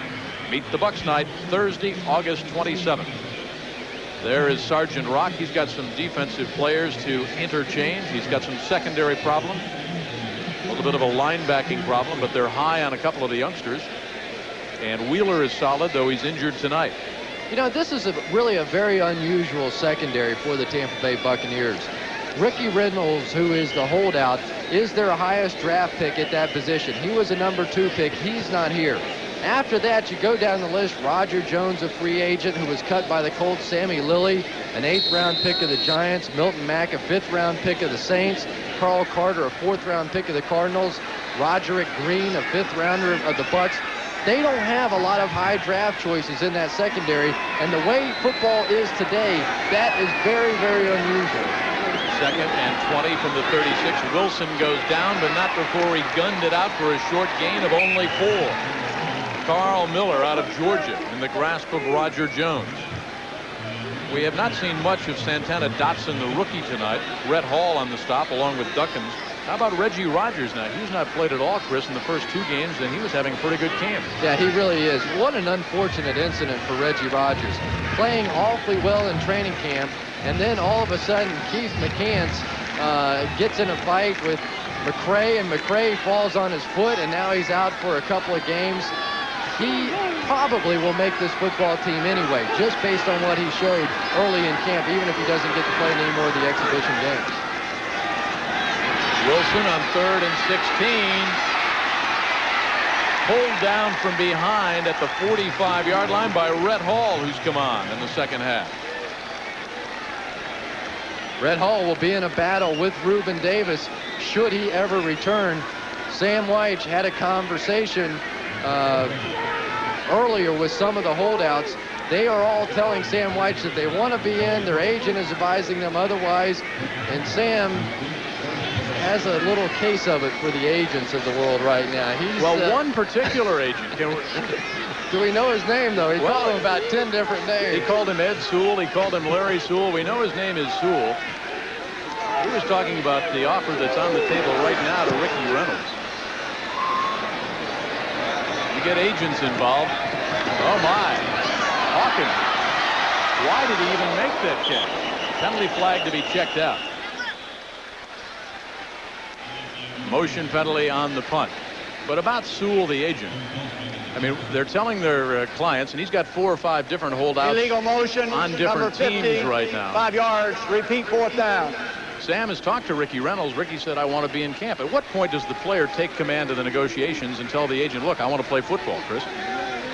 It's difficult, and I really don't like to get too involved during the course of a broadcast and talking about the negotiations. Who knows what's fair? I mean, these guys, certainly with the money that's on the table, Ricky Reynolds is going to be a very wealthy young man if he signs the contract now or waits another couple of months. Sam Wyche seemed to be pretty adamant about the fact that they were, if not there, very, very close to the limit that they could go for Ricky Reynolds. He says there are Pro Bowl players out there not making what Reynolds has been offered so far.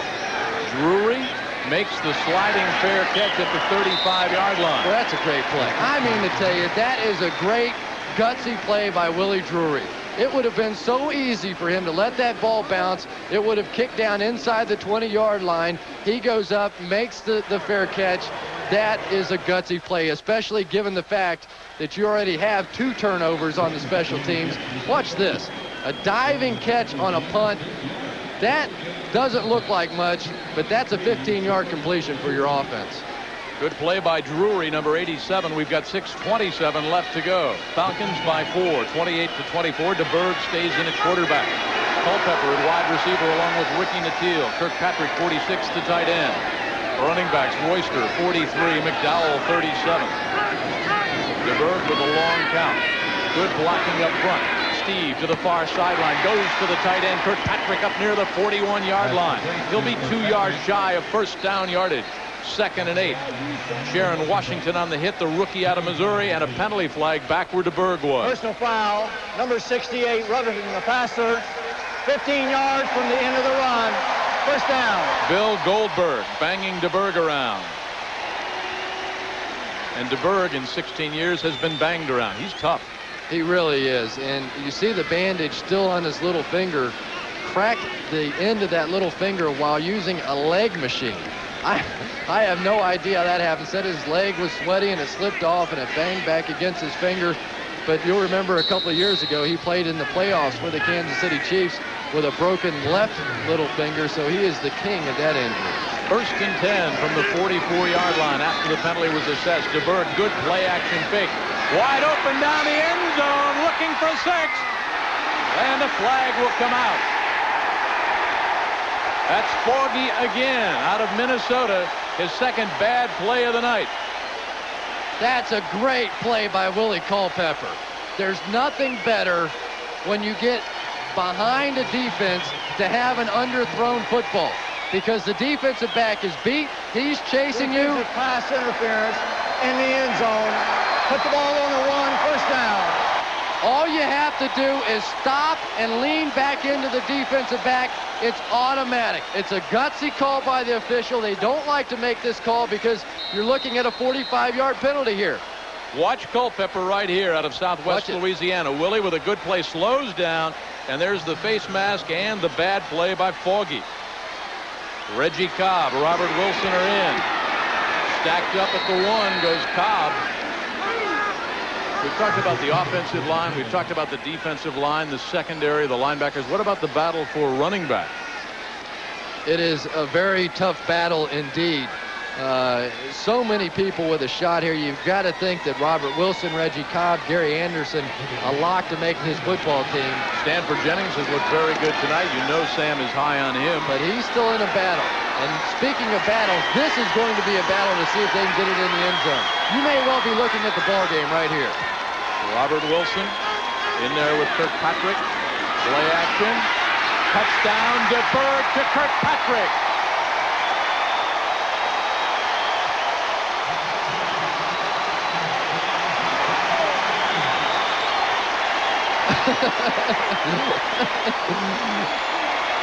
Yes, sir. That may have been his whole paycheck that just went in the stands. He'll gladly play it. Kirkpatrick. I hope he makes the football team so he can pay for it.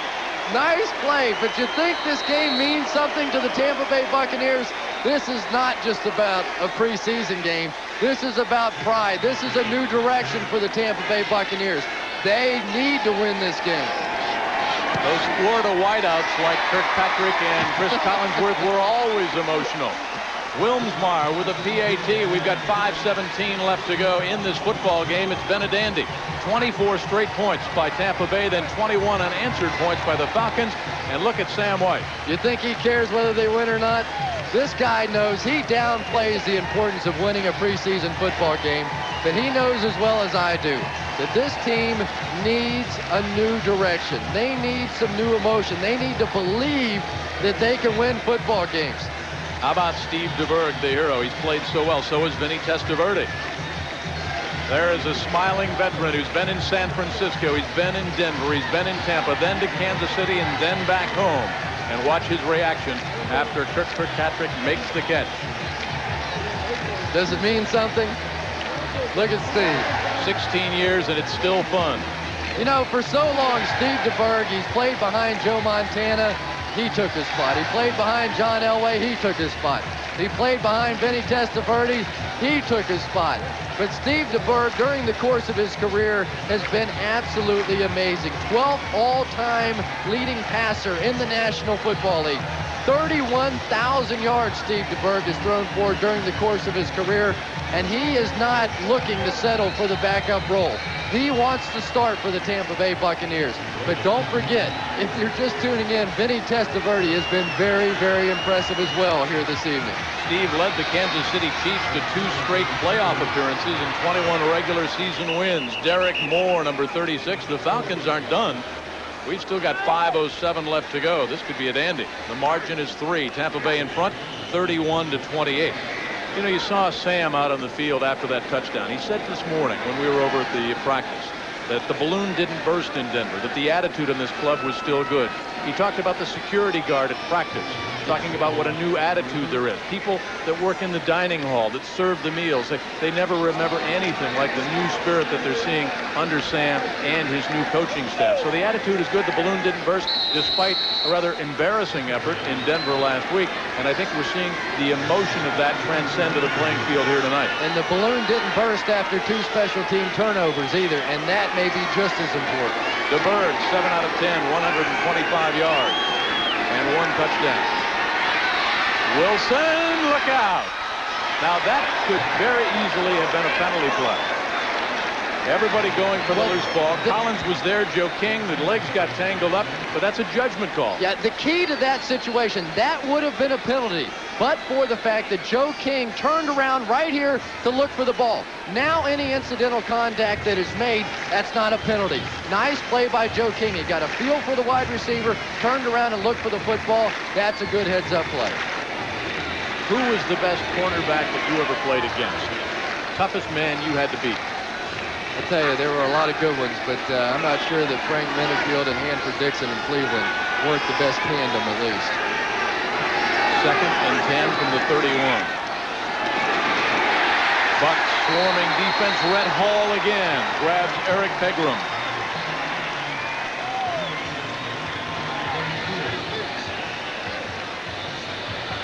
Here is what the Buccaneers defense needs. They've given up the lead. Well, their special teams really gave up the lead.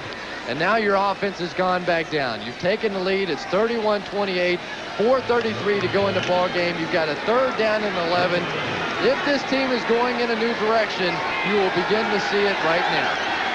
4:24 and counting for Jerry Glanville and the Falcons. They trail by a field goal. Wilson looks at 3rd and 11. Penalty flag is down, and so is Wilson at the 28. Ray Seals again. Holding against the Falcons.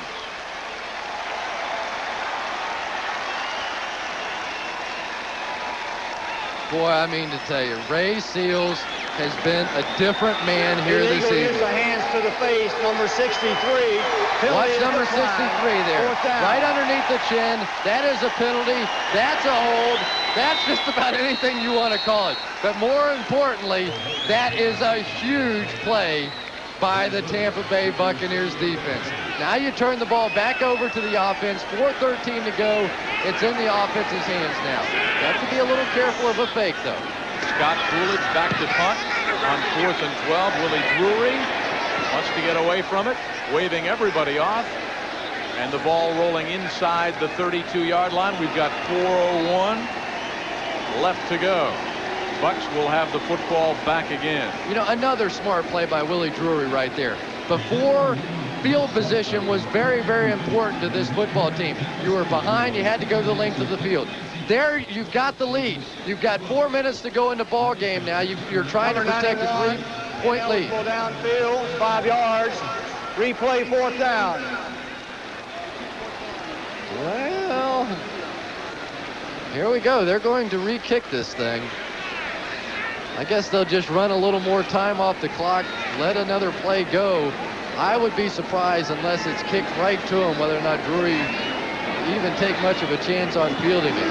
You sure would like to have the ball in the hands of your offense here and give them a chance to make 2 or 3 first downs and end this thing.